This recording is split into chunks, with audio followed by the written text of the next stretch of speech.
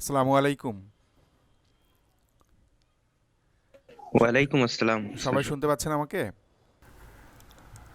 আচ্ছা, দেখেন আমরা আজকে যে টপিক নিয়ে কথা বলবো, আমাদের টপিক টাইটেল দেখতে পাচ্ছেন, information system in global business today. Information system এই জিনিসটা সম্পর্কে গত একটা ক্লাসে আমরা একটু আলোচনা করেছিলাম। ইনফরমেশন সিস্টেম এটা নিয়ে কি কারো আইডিয়া আছে, কোনো বলতে পারবেন কিছু ইনফরমেশন সিস্টেম সম্পর্কে? ইনফরমেশন সিস্টেমটা কী জিনিস?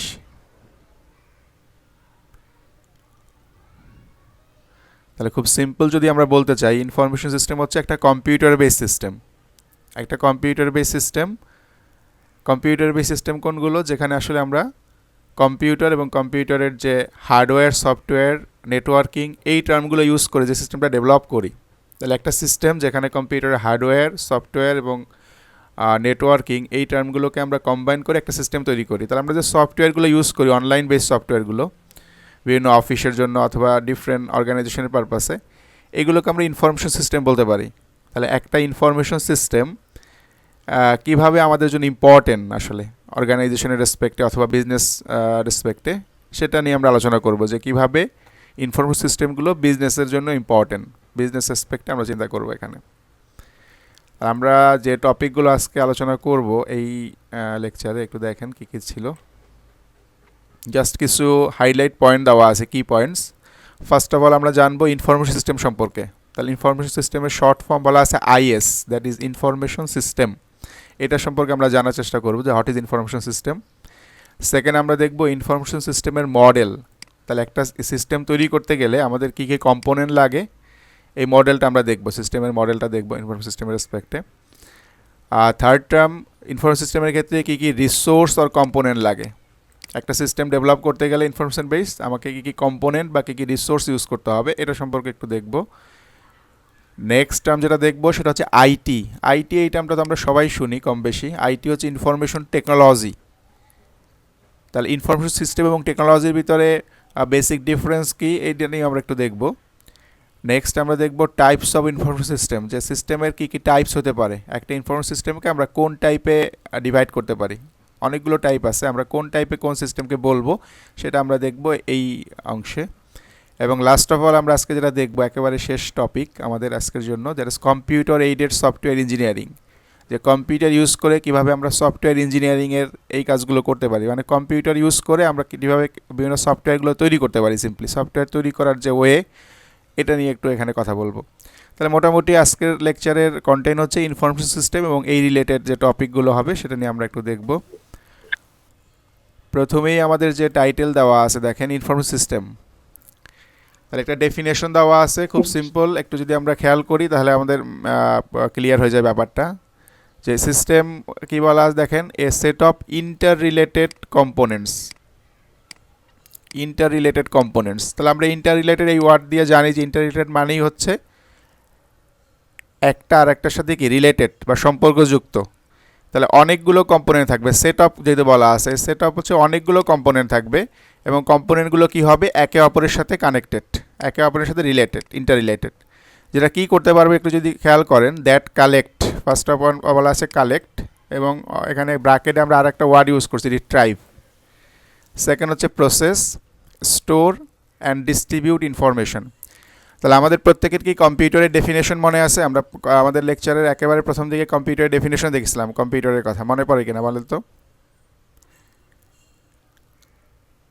কম্পিউটারের ডেফিনেশনে কী ছিল? Computer is electronic device that can collect input, process the input and finally produce output, এরকম কিছু ছিল না?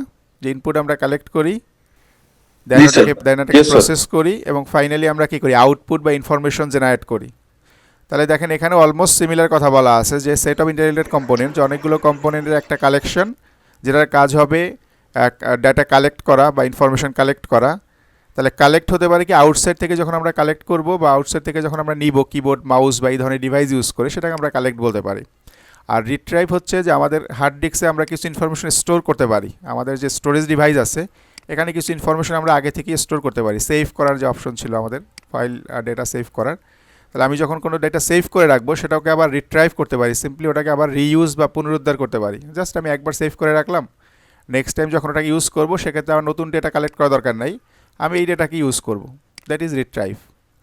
তাহলে আমরা কালেক্ট করতে পারি অথবা রিট্রাইভ করতে পারি, একইভাবে প্রসেস করতে পারি, স্টোর করতে পারি এবং ডিস্ট্রিবিউট করতে পারি।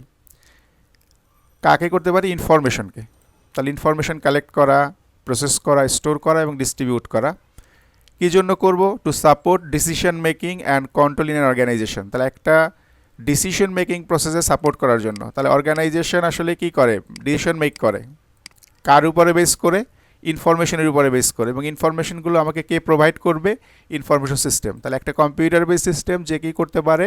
ডেটা বা ইনফরমেশনগুলো কালেক্ট করতে পারবে, ওটাকে প্রসেস করতে পারবে, ওটাকে স্টোর করতে পারবে এবং ইনফরমেশনগুলো ডিস্ট্রিবিউট করতে পারবে। এবং যেই ইনফরমেশন ইউজ করে অ্যাজ এ বিজনেস অর্গানাইজেশন আমরা ডিসিশন মেক করতে পারবো এবং আমার অর্গানাইজেশনকে বেটার ওয়েতে কন্ট্রোল করতে পারবো। এই সিস্টেমটাকে আমরা বলতে পারি ইনফরমেশন সিস্টেম। তাহলে খুব সিম্পল কথা, একটা কম্পিউটার বেস সিস্টেম যেটা দিয়ে ডেটা প্রসেস, স্টোর, কালেক্ট করা যায় এবং অর্গানাইজেশনের যারা ম্যানেজার বা হাই লেভেলে থাকে তারা যাতে ইনফরমেশনগুলো থেকে ডিসিশন মেক করতে পারে, এই এই এই সফটওয়্যারগুলোকে বা এই সিস্টেমগুলোকে আমরা ইনফরমেশন সিস্টেম বলে থাকি। আর নিচে যে আমাদের একটা টার্ম বলা দেখেন যে এই সিস্টেমগুলোর ক্ষেত্রে the input two such a system, এই সিস্টেমগুলোর ক্ষেত্রে ইনপুট হচ্ছে ডেটা। তাহলে আমরা কম্পিউটার রেসপেক্টে সবসময় বলেছিলাম যে কম্পিউটার ডেটা ইনপুট নেয়, যেটা ইনপুট নেবে দ্যাট ইজ ডেটা, আর প্রসেস ডেটা বিকাম ইনফরমেশন, এবং যেটা আমাকে আউটপুট দিবে, যেটা আমাকে প্রসেস করার পর আউটপুট দেবে দ্যাট ইজ ইনফরমেশন। তাহলে ইনফরমেশন সিস্টেমের কাজ হচ্ছে ডেটা ইনপুট নেওয়া এবং সেই ডেটাটাকে প্রসেস করে সার্টেন ওয়েতে প্রসেস করে আমাকে একটা ইনফরমেশন দেওয়া, এবং এই ইনফরমেশন দিয়ে আমরা আসলে কিন্তু ডিসিশন মেক করব। তাহলে অর্গানাইজেশনের জন্য ডিসিশন মেকিংয়ের জন্য ইম্পর্টেন্ট হচ্ছে ইনফরমেশন, এবং ইনফরমেশনটা প্রসেস করার জন্য আমার দরকার এই সিস্টেম বা ইনফরমেশন সিস্টেম। তাহলে ইনফরমেশন সিস্টেমের কাজ হচ্ছে ইনফরমেশনকে প্রডিউস করে দেওয়া ডেটার উপর বেস করে। আর নেক্সট কিছু আমরা এক্সাম্পল দেখতে পাচ্ছি। দেখেন, প্রথমটা দেখতেছি ইউনিভার্সিটি ম্যানেজমেন্ট সিস্টেম। তাহলে আমরা আমাদের যে ইউনিভার্সিটিতে আসি ওখানে একটা ম্যানেজমেন্ট সিস্টেম আছে যেটা দিয়ে কি হয়? স্টুডেন্টদের ইনফরমেশনগুলোকে স্টোর করা হয়, কোর্স ইনফরমেশন স্টোর করা হয়, পেমেন্ট ইনফরমেশন স্টোর করা হয়, এবং আপনার প্রত্যেকটা রেকর্ড তারা কিন্তু স্টোর করে। প্রত্যেকটা সেমিস্টারে আপনার প্রত্যেকটা রেকর্ড স্টোর করে যে আপনি কতগুলো কোর্স নিলেন, কোন কোর্সের কী পরিমাণ আপনার সিজিপিএ বা গ্রেড আসলো, কী পরিমাণ পেমেন্ট করলেন, কতগুলো কোর্স নেক্সট সেমিস্টারে আপনাকে অফার করা হবে। তাহলে সবগুলো কিন্তু তারা ইনফরমেশন স্টোর করতেছে, যাতে কী করে খুব ইজিলি তারা বুঝতে পারে যে এই কারেন্ট সেমিস্টারে কতজন স্টুডেন্ট আমাদের এখানে আসছে, কত টাকা তাদের কাছ থেকে আমরা কালেক্ট করলাম, অথবা কতগুলো কোর্স তারা নিল, নেক্সট সেমিস্টারে কোন কোন কোর্সগুলো অফার করতে হবে, সবগুলো কিন্তু ইনফরমেশন তাদের কাছে স্টোর করা থাকে এই সিস্টেমে। তাহলে একটা অর্গানাইজেশনকে প্রপার ওয়েতে ম্যানেজ করার জন্য আমাদের এরকম একটা সিস্টেম দরকার যেটা দিয়ে আমরা আসলে খুব ইজিলি ডেটাগুলোকে হ্যান্ডেল করতে পারি। একইভাবে নেক্সট আরেকটা এক্সাম্পল বলা আছে, দেখেন এয়ারলাইন রিজার্ভেশন সিস্টেম। তাহলে এটাকে আমরা সিম্পলি আমাদের যদি ট্রেনের কথা বলি বা বাসের কথা বলি, এখানেও কিন্তু আমরা আসলে কি টিকিট রিজার্ভ করতে পারি আগে থেকেই। তাহলে আমরা রিজার্ভেশন সিস্টেম যেটা, ওখানে কি হচ্ছে যে আমি কোন সিটটাকে রিজার্ভ করলাম কোন দিনের জন্য, এটা একটা কম্পিউটার বেস সিস্টেম দিয়ে কন্ট্রোল করা যায়। সেক্ষেত্রে ম্যানুয়ালি আমাকে ট্র্যাক রাখতে হচ্ছে না যে কোন সিটগুলো বুকিং হয়ে গেছে, কোনটা এখনও বাকি আছে। আমরা একটা কম্পিউটার সফটওয়্যার ইউজ করতেছি, সফটওয়্যারে আমরা কি অনলাইনেই হয়তো ইউজাররা এখান থেকে বুক করতে পারে পার্টিকুলার সিটগুলোকে পার্টিকুলার ডে এর জন্য। যখন সে ঢুকবে ওই সিস্টেমে দেখবে যে এই সিটগুলোকে এখনও বুক হয় নাই বা এগুলো ফাঁকা আছে আর এগুলো অলরেডি বুকড হয়ে গেছে। তাহলে সেক্ষেত্রে তার পছন্দ মতো সিট সে চুজ করতে পারে। তাহলে একইভাবে ব্যাঙ্কিং সিস্টেম আমরা বলতে পারি। ব্যাঙ্কে আমরা অনলাইন বেস সিস্টেম ইউজ করি বা কম্পিউটার সিস্টেম ইউজ করি। এখানে কি হচ্ছে? সমস্ত ট্রানজ্যাকশনগুলো এখন কম্পিউটারে হচ্ছে। আপনি ব্যাংকে গেলেন, ওখানে যে যদি আপনি চেক প্লেস করেন সেক্ষেত্রে কি চেক করবে প্রথমে যে আপনার কি এটা কি যে চেকটা দিলেন এটা কি ভ্যালিড কিনা, আপনি কি এটার ইউজার কিনা, সাইন ঠিক আছে কিনা, সবগুলো কিন্তু সে কম্পিউটারেই চেক করতেছে। চেক করে আপনার ব্যালেন্স যদি ঠিক থাকে আপনাকে পেমেন্ট করতেছে, আদারওয়াইজ হয়তো বলতেছে লো ব্যালেন্স বা ডিফারেন্ট কোনো কিছু। তার মানে প্রত্যেকটা জিনিসই কম্পিউটার দিয়েই আসলে সে করতেছে। তাহলে এই সবগুলো হচ্ছে ইনফরমেশন সিস্টেমের এক্সাম্পল।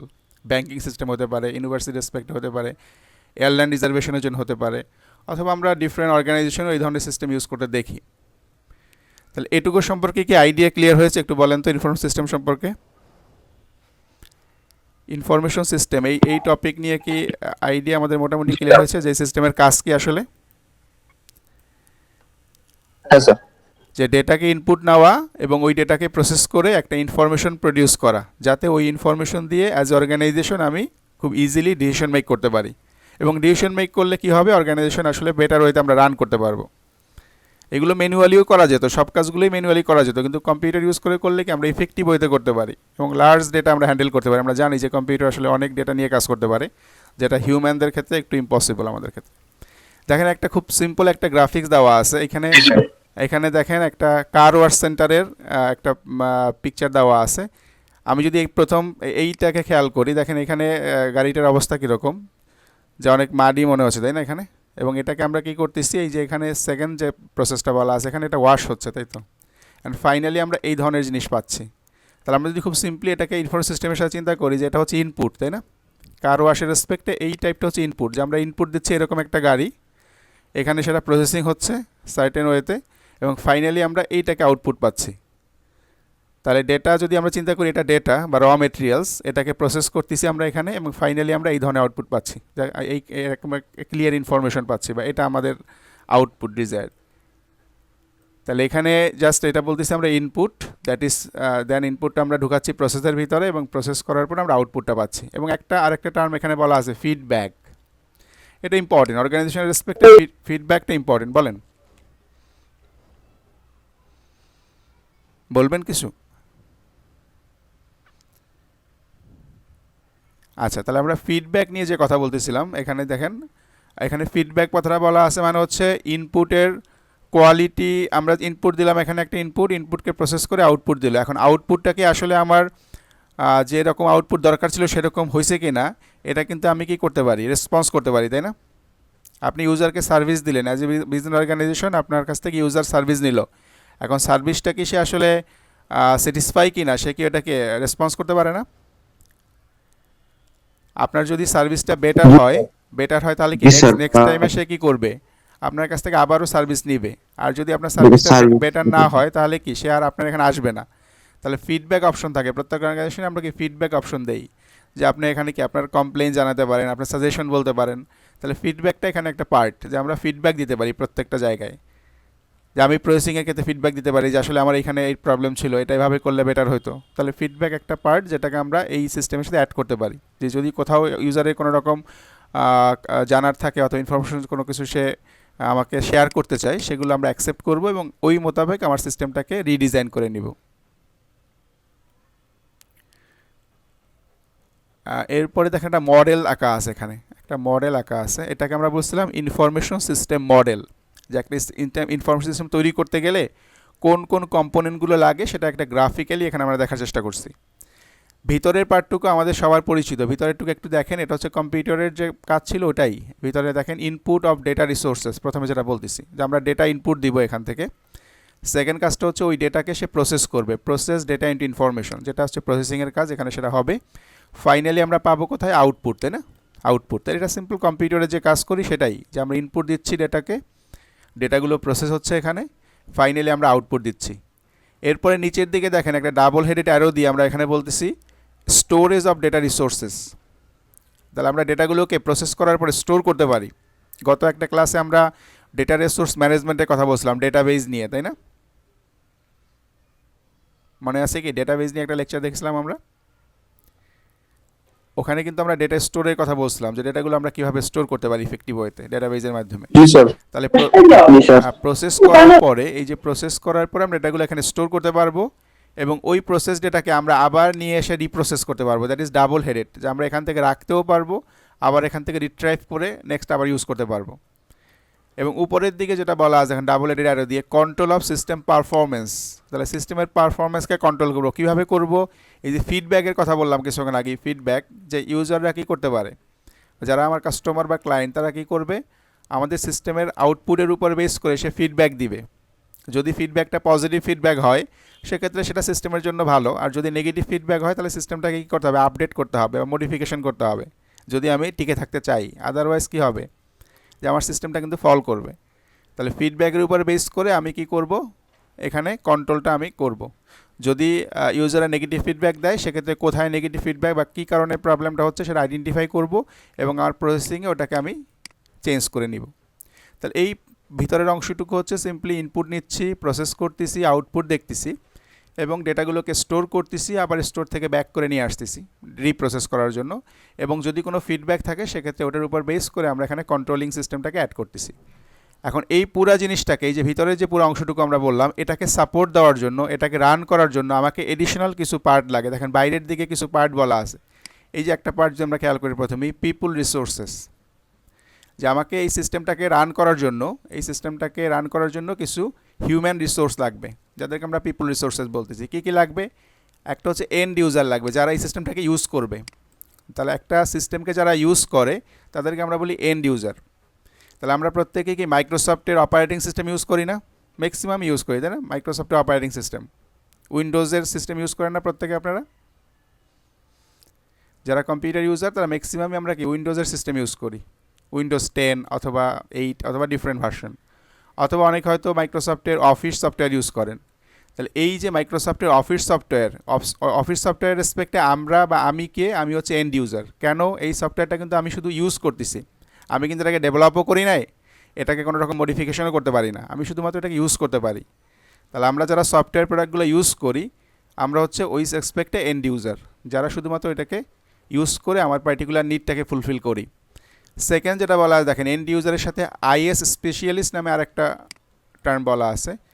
তাহলে আইএস দিয়ে আমরা মিন করছিলাম ইনফরমেশন সিস্টেম স্পেশালিস্ট, যারা কি করে, একটা সিস্টেমকে ডিজাইন করে, ওটাকে ডেভেলপ করে, ওটার জন্য কোড লেখে, ওটা যদি কোনো এরর হয় সেটাকে ফিক্স করে।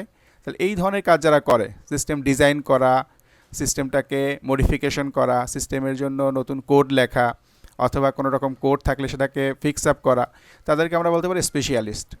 তাহলে একটা সিস্টেমের জন্য দুই ধরনের পিপল বা হিউম্যান লাগবে। একটা হচ্ছে এন্ড ইউজার, যারা এটাকে ইউজ করবে, আর একটাকে আমরা বলতে পারি ডেভেলপার বা যারা এটা নিয়ে কাজ করবে, আসলে মডিফিকেশন বা এই ধরনের সমস্ত কাজ করবে তারা। তাহলে এই দুইটা গ্রুপ পিপল লাগবে আমাদের এই সিস্টেমটাকে রান করতে গেলে।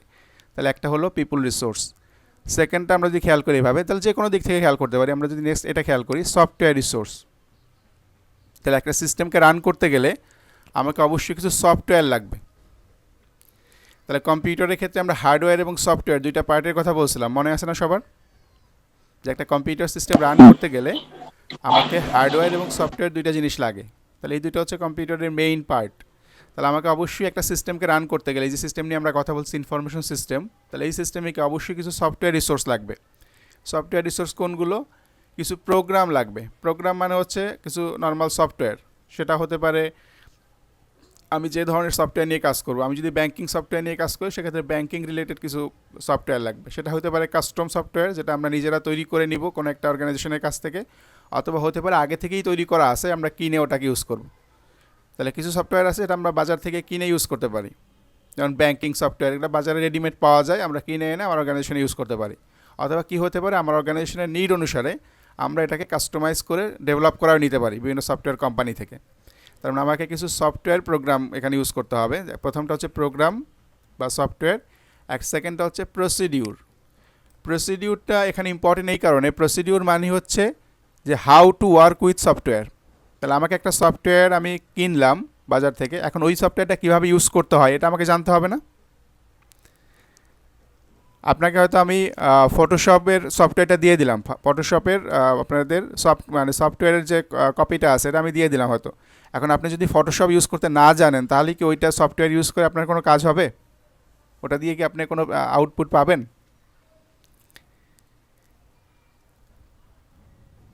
বোঝা যাচ্ছে কি আমার কথা? জি স্যার, নো স্যার। আমি আপনাকে ফটোশপের একটা সফটওয়্যার দিয়ে দিলাম, একটা সফট কপি দিয়ে দিলাম, যেটা হচ্ছে ফটোশপ সফটওয়্যার। এটা দিয়ে আপনি ফটো এডিটিং কাজ করা যায়। এখন আপনি যদি পার্সোনালি ফটোশপ ইউজ করতে না জানেন বা ফটোশপ সফটওয়্যার ইউজ করে কীভাবে ফটো এডিটিং করে সেটা না জানেন, তাহলে কিন্তু ওই সফটওয়্যার আপনার কাছে থাকলেও কোনো বেনিফিট নাই। কিন্তু যে ফটো এডিটিং জানে তার ক্ষেত্রে কি হচ্ছে, ওইটা ইউজ করে সে কিন্তু বেশ তার কি অনেক টাকা কামাইও করতে পারবে চাইলে, তাই না? এটা তার ইনকাম সোর্স হতে পারে। যারা ফটোশপ নিয়ে কাজ করে তারা কিন্তু এটাই তাদের সোর্স, এটা দিয়ে অনেক কাজ করে তারা, ফটো এডিটিংয়ের ডিফারেন্ট কাজ করা যায়। এবং এটা একটা জবই হতে পারে তার, যে তার কাজই হচ্ছে ফটো এডিটিং করা বা ফটো এডিটর সে। তাহলে প্রসিডিউরগুলো হচ্ছে যে কীভাবে একটা সফটওয়্যার প্রোগ্রামে আমরা কাজ করব সেই জিনিসগুলো এখানে বলা থাকে। সেটা হতে পারে কি একটা গাইডলাইন থাকতে পারে, আমাকে একটা বই থাকতে পারে যেখানে বলা আছে এই সফটওয়্যারের প্রত্যেকটা পার্ট সম্পর্কে বলা আছে, কিভাবে কাজ করতে হবে, কোন টুলটা কীভাবে ইউজ করতে হবে। সেটা ভিডিও আকারে হতে পারে, সেটা পিকচার আকার হতে পারে। তাহলে প্রসিডিউর মানে হচ্ছে কীভাবে ওই জিনিসটাকে ইউজ করব, তার গাইডলাইন সিম্পলি। তাহলে এটা আমাকে লাগবে সেকেন্ড পার্ট। তাহলে আমরা পিপল রিসোর্স নিয়ে কথা বললাম, সেকেন্ড হচ্ছে সফটওয়্যার রিসোর্স। আমরা যদি এর পরেটা চিন্তা করি হার্ডওয়্যার রিসোর্স, তাহলে আমাকে কিছু হার্ডওয়্যার লাগবে। একটা সিস্টেম নিয়ে কাজ করতে গেলে অবশ্যই সিস্টেমে কিছু হার্ডওয়্যার লাগবে, কারণ আমরা ইনপুট নেওয়ার জন্য আমাকে কিবোর্ড, মাউস এগুলো ইউজ করতে হবে। প্রসেস করার জন্য আমাকে সিপিইউ, র্যাম এগুলো ইউজ করতে হবে। আউটপুট দেখানোর জন্য আমরা প্রিন্টার, আমাদের মনিটর অথবা আমাদের প্লটারের কথা বলছিলাম একটা লেকচারে, এগুলো লাগবে। তাহলে আমাকে কিছু হার্ডওয়্যার রিসোর্স লাগবে। হার্ডওয়্যার রিসোর্সগুলো কী হতে পারে? মেশিন এবং মিডিয়া, দুইটা টার্ম বলা আছে, মেশিন অ্যান্ড মিডিয়া। তাহলে মেশিন মানে হচ্ছে হার্ডওয়্যার ডিভাইসগুলো, যেমন আমরা কিছুক্ষণ আগেই বলতেছিলাম যে মনিটর, কিবোর্ড, মাউস, প্রিন্টার এগুলো হচ্ছে মেশিন। আর মিডিয়া কোনগুলো বলতে পারেন? মিডিয়া কোনগুলো? মিডিয়াগুলো আমরা এখানে বোঝাচ্ছি simply storage media. Media, sir, হ্যাঁ music, pictures. হ্যাঁ, আমরা এখানে মিডিয়া বলতে এখানে আমরা অনেক অনেক ধরনের বলতে পারি। যে হার্ডওয়্যার রিসোর্সের ক্ষেত্রে, হার্ডওয়্যার রিসোর্সে যখন আমরা মিডিয়াগুলো বলবো, মিডিয়া বলতে আমরা এখানে বোঝাচ্ছি স্টোরেজ মিডিয়ামগুলো। স্টোরেজ মিডিয়াম বা স্টোরেজ মিডিয়া সেটা হতে পারে কি সিডি, একটা মিডিয়া যেখানে আমরা কি ডেটা স্টোর করতে পারি। সিডি, আমরা সিডি ইউজ করি, তাই না? বিভিন্ন ক্ষেত্রে সিডি দেখি, গানের সিডি হতে পারে, জি, স্যার। সফটওয়্যারের সিডি, অথবা ডিভিডির কথা বলতে পারি, অথবা পেন ড্রাইভের কথা বলতে পারি, হার্ড ডিস্কের কথা বলতে পারি, অথবা আমরা এখন কি এসএসডি ইউজ করি অনেকে, এগুলোর কথা বলতে পারি। এগুলো হচ্ছে মিডিয়া, যেখানে আসলে ডেটাগুলো স্টোর করব আমরা। তাহলে একটা হতে পারে মেশিন, একটা হতে পারে মিডিয়া হার্ডওয়্যার রিসোর্সের ভিতরে। নেক্সট পার্ট আমাদের যেটা, সেটা হচ্ছে নেটওয়ার্ক রিসোর্স। একটা সিস্টেমকে রান করতে গেলে আমাকে নেটওয়ার্কিং লাগবে, আদারওয়াইজ তো আমরা আসলে কানেক্ট করতে পারবো না। যে আমরা একটা সিস্টেমকে যদি রান করতে চাই, সেক্ষেত্রে এটাকে নেটওয়ার্কিংয়ে কানেক্ট করতে হবে, যাতে ডিফারেন্ট জায়গা থেকে মানে আমাদের যে ইউজাররা তারা কানেক্ট হতে পারে সিস্টেমের সাথে এবং ইনফরমেশনগুলো এক্সচেঞ্জ করতে পারে। তাহলে এখানে কমিউনিকেশন মিডিয়ার কথা বলা আছে এবং নেটওয়ার্ক সাপোর্টের কথা বলা আছে। তাহলে আমরা একটা লেকচার দেখেছিলাম নেটওয়ার্ক নিয়ে, মনে আছে কি আমাদের? নেটওয়ার্ক নিয়ে একটা লেকচার ছিল আমাদের, ওখানে আমরা এটা নিয়ে আলোচনা করেছিলাম যে নেটওয়ার্ক কীভাবে হতে পারে, ইন্টারনেটের মাধ্যমে আমরা কানেক্ট করতে পারি। ল্যান 1 ছিল, মনে আছে? ল্যান 1 ম্যান, মনে পড়ে কারো? নেটওয়ার্ক লেকচারে যেটা দেখছিলাম, This, sir, this, sir, this, sir. আচ্ছা নেটওয়ার্ক। এরপরে নেক্সট যে টার্ম বলা আছে এটা হচ্ছে ডেটা রিসোর্সেস। ডেটা রিসোর্সেস, আমরা ডেটা রিসোর্স একটা লেকচার দেখেছি কিন্তু, ডেটা রিসোর্সেস যে ম্যানেজিং ডেটা রিসোর্সেস, যে কীভাবে ডেটাগুলো ম্যানেজ করব সেই ওয়ে। তাহলে এখানে কি বলা আছে দেখেন, ডেটা থাকবে এবং নলেজ বেস বা ডেটাবেস, যেটাকে আমরা বলেছিলাম নলেজ বেস বা ডেটাবেস। নলেজ বেসটা হচ্ছে সিম্পলি আর্টিফিশিয়াল ইন্টেলিজেন্সে আমরা আসলে নলেজ বেস ইউজ করি, যেখানে শুধু ডেটা থাকবে না, ডেটার সাথে ডেটাকে কীভাবে মানে ইফেক্টিভ ওয়েতে ইউজ করা যায় সেই টেকনিকও দেওয়া থাকবে।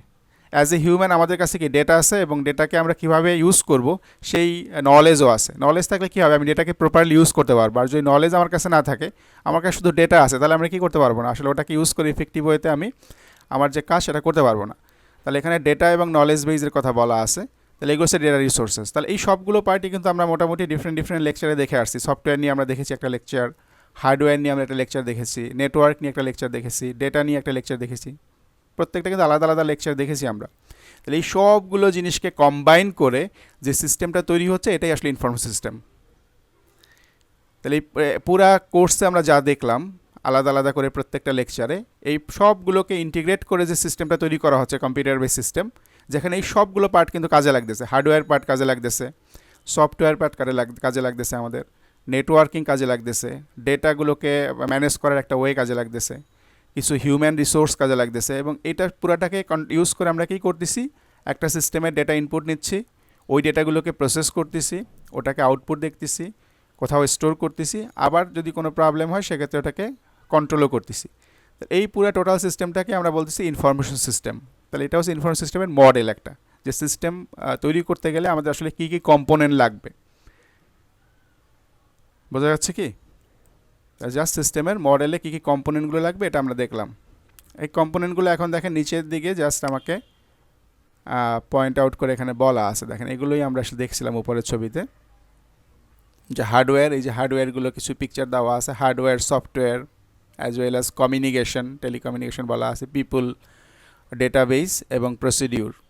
এই সবগুলো পার্ট মিলিয়ে আসলে সিস্টেমটাকে আমরা ডেভেলপ করতেছি এবং সিস্টেমটা রান করতেছে।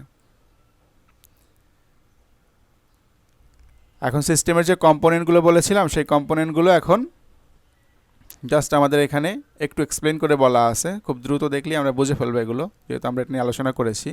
যে আমরা পিপল রিসোর্সের ভিতরে দুইটা পার্টের কথা বলছিলাম, একটা ছিল এন্ড ইউজার, একটা ছিল আইএস স্পেশালিস্ট। তাহলে এন্ড ইউজার কারা? যারা আসলে কী করে, হু ইউজ অ্যান ইনফরমেশন সিস্টেম, যারা এটাকে ইউজ করবে, or the information it produce, হয়তো সিস্টেমকে ইউজ করবে অথবা সিস্টেম যে ইনফরমেশনগুলো প্রডিউস করে সেই ইনফরমেশনকে ইউজ করবে। তাহলে আমি ডিরেক্ট কম্পিউটারের সিস্টেমে ইউজ করতে পারি অথবা ওই সিস্টেমের যে আউটপুট ওটাকে ইউজ করতে পারি।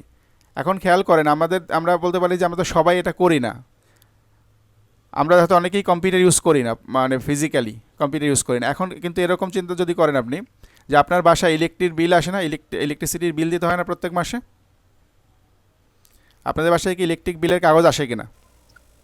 ইয়েস। ওই কাগজ জি, স্যার। ওটা কি কম্পিউটার দিয়ে তৈরি করা কিনা? একটু খেয়াল করছেন যে কম্পিউটার দিয়ে তৈরি করা কিনা? ওখানে আপনার কত ইউনিট কনজিউম করলেন, কত টাকা পে জি, করতে স্যার। হবে, ভ্যাট কত টাকা, ট্যাক্স কত টাকা, লাস্ট ডেট কবে পে করা, সব কিন্তু কম্পিউটার দিয়ে প্রিন্টেড। তার মানে হচ্ছে আপনি সিস্টেম হয়তো ইউজ করতেছেন না, কিন্তু ওই সিস্টেম যে ইনফরমেশন প্রডিউস করছে ওটা ইউজ করতেছেন। তাহলে আপনি ওই বিলটা ইউজ করে কী করতেছেন? আপনি ওই মোতাবেক আপনি পে করতেছেন তাকে। তাহলে এন্ড ইউজার বলতে শুধুমাত্র এরকম না যে আমাকে কম্পিউটার সিস্টেম ইউজ করতে হবে ফিজিক্যালি, আমি যদি ওর সিস্টেমের ইনফরমেশনটা ইউজ করি তাহলেও আমি আসলে এন্ড ইউজার। তাহলে আমি যেহেতু ওই বিলের কপি ইউজ করতেছি বিল দেওয়ার জন্য, সেক্ষেত্রে আমিও এন্ড ইউজার ওই রেসপেক্টে। তাহলে এন্ড ইউজার হচ্ছে যারা সিস্টেমটাকে ইউজ করবে অথবা সিস্টেম যে ইনফরমেশনগুলো প্রডিউস করবে ওটাকে ইউজ করবে। তাহলে হতে পারে কি, কয়েকটা এক্সাম্পল বলা আছে, অ্যাকাউন্টেন্ট হতে পারে যারা হয়তো অ্যাকাউন্ট রিলেটেড কাজগুলো করে, সেলস পারসন হতে পারে, কাস্টমার হতে পারে, ক্লার্ক হতে পারে, different type of and user এখানে হতে পারে। আমরাও এন্ড ইউজার, আমাদের বিভিন্ন সফটওয়্যার রেসপেক্টে যে আমরাও এন্ড ইউজার। নেক্সট যেটা বলা আছে আইএস স্পেশালিস্ট, তাহলে এদের কাজ ছিল কি, যে people who develop and operate information system, যারা কি করবে, সিস্টেমটাকে ডেভেলপ করবে। ডেভেলপ করা মানে হচ্ছে ক্রিয়েট করবে, তারা ডিজাইন করবে, মডিফিকেশন করবে, অথবা এটাকে অপারেট করবে। কি হতে পারে এখানে, সিস্টেম অ্যানালিস্ট, এগুলো প্রত্যেকটা আলাদা আলাদা জব টাইটেল। আমাদের যে জব মার্কেট আছে প্রত্যেকটাই জব টাইটেল, একটা সিস্টেম অ্যানালিস্ট একটা জব টাইটেল, যেখানে আসলে এই কাজটা করে এরা একজন স্পেশালি, যারা কি করবে, সিস্টেমটাকে অ্যানালাইসিস করবে। আপনি যখন সিস্টেম তৈরি করবেন, আপনার সিস্টেমে ইনপুটগুলো কোথা থেকে আসবে, কিভাবে এটাকে প্রসেস হবে, কিভাবে এটাকে আউটপুট দেখাবে, কি কি ফাংশন দেখাবে, সবগুলোই অ্যানালিস্ট যে উনি প্রথমে এই কাজটা করবে, এটাকে অ্যানালাইসিস করবে সিস্টেমটাকে। একইভাবে সফটওয়্যার ডেভেলপার, তাহলে এরা আমরা প্রোগ্রামার বলি না, আমাদের প্রোগ্রামার একটা জব আছে না আমাদের জব টাইটেলে, বলি না যে সি প্রোগ্রামার অথবা জাভা প্রোগ্রামার, যারা কি করে ওই পার্টিকুলার প্রোগ্রামিং ল্যাঙ্গুয়েজ ইউজ করে ওই সফটওয়্যারটাকে ডেভেলপ করে। তাহলে সফটওয়্যার ডেভেলপারের কাজ হচ্ছে প্রোগ্রামিং একটা ল্যাঙ্গুয়েজ ইউজ করে ওই পার্টিকুলার সফটওয়্যারটাকে, যেটা অ্যানালাইজ ডিজাইন করছে, ওটাকে সে ডেভেলপ করে, ওটাকে সে কোড লেখে। একইভাবে সিস্টেম অপারেটর, যারা কি করে ওই সিস্টেমটাকে রান করে, চালায়, অপারেটর। আর একইভাবে কী হতে পারে, ডিফারেন্ট আইটি প্রফেশনাল হতে পারে, যারা হয়তো different type of service provide করে আপনাদের। তাহলে এরা সবাই হচ্ছে স্পেশালিস্ট। আর তাহলে একটা টাইপ গেলে হচ্ছে এন্ড ইউজার, যারা শুধুমাত্র এটাকে ইউজ করবে, তাদের আর এখান থেকে তেমন কোনো কাজ নাই, শুধু ইউজ করবে। আর এরা কী করবে, হয়তো ডেভেলপ করবে কেউ, অথবা কেউ অপারেট করবে, কেউ হয়তো মডিফিকেশন করবে, কেউ হয়তো এরর থাকলে এররটাকে ওভারকাম করার চেষ্টা করবে। তাহলে এইগুলোকে আমরা বলছি স্পেশালিস্ট পার্টের ভিতরে। আর সেকেন্ডটা একটু আমরা ডিটেলস আলোচনা করি। এখানে হার্ডওয়্যার রিসোর্স ছিল, হার্ডওয়্যারের ভিতরে আমরা বলছিলাম হার্ডওয়্যার মানেই ছিল অল ফিজিক্যাল ডিভাইসেস।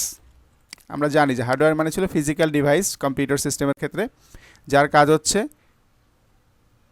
ইনফরমেশন প্রসেসে সাহায্য করা। আমরা জানি যে আমাদের কম্পিউটারে যে ডেটা প্রসেস করছে, তাহলে আমাদের সিপিইউ লাগে একটা, তাহলে সিপিইউ একটা হার্ডওয়্যার অবশ্যই আমরা জানি। একইভাবে র্যাম লাগে, এটা একটা হার্ডওয়্যার। তাহলে এই প্রত্যেকটাই হচ্ছে হার্ডওয়্যার ডিভাইস, যেগুলো দিয়ে আমরা আসলে ডেটাকে প্রসেস করছি। তাহলে এখানে আমরা দুইটা টাইপের কথাও বলছিলাম উপরের ছবি থেকে। মেশিন, যে মেশিন কোনগুলো, তাহলে এই যে কম্পিউটারে যে হার্ডওয়্যারগুলো আমরা দেখতেছি, কিবোর্ড, মাউস, মনিটর, এগুলো সবই মেশিন। সেটা প্রিন্টারের কথা বলি বা স্ক্যানারের কথা বলি, সবই হচ্ছে আসলে মেশিন। আর মিডিয়া কোনগুলো, যেখানে আমরা আসলে ডেটাগুলোকে স্টোর করতেছি, এরকম কিছু মিডিয়াম, যে pen drive, DVD, CD, SSD অথবা হার্ড ডিস্ক, এগুলোকে আমরা বলছি মিডিয়া। আর নেক্সট টাইপ আমরা দেখব সফটওয়্যার রিসোর্সেস। সফটওয়্যার রিসোর্সের কী ছিল দেখেন, এখানে দুইটা পার্টের কথা বলছিলাম এখানেও, একটা ছিল প্রোগ্রামস আর একটা ছিল প্রসিডিউর।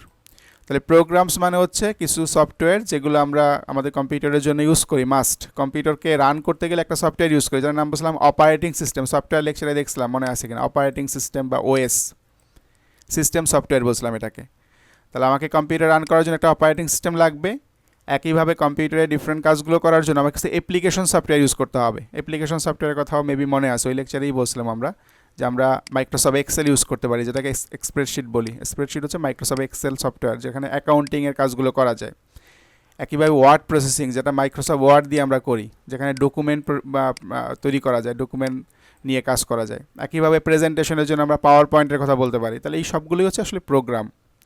একটা হতে পারে কি সিস্টেম প্রোগ্রাম বা সিস্টেম সফটওয়্যার, একটা হতে পারে অ্যাপ্লিকেশন সফটওয়্যার। তাহলে এই দুই টাইপের সফটওয়্যার আমাদের হতে পারে।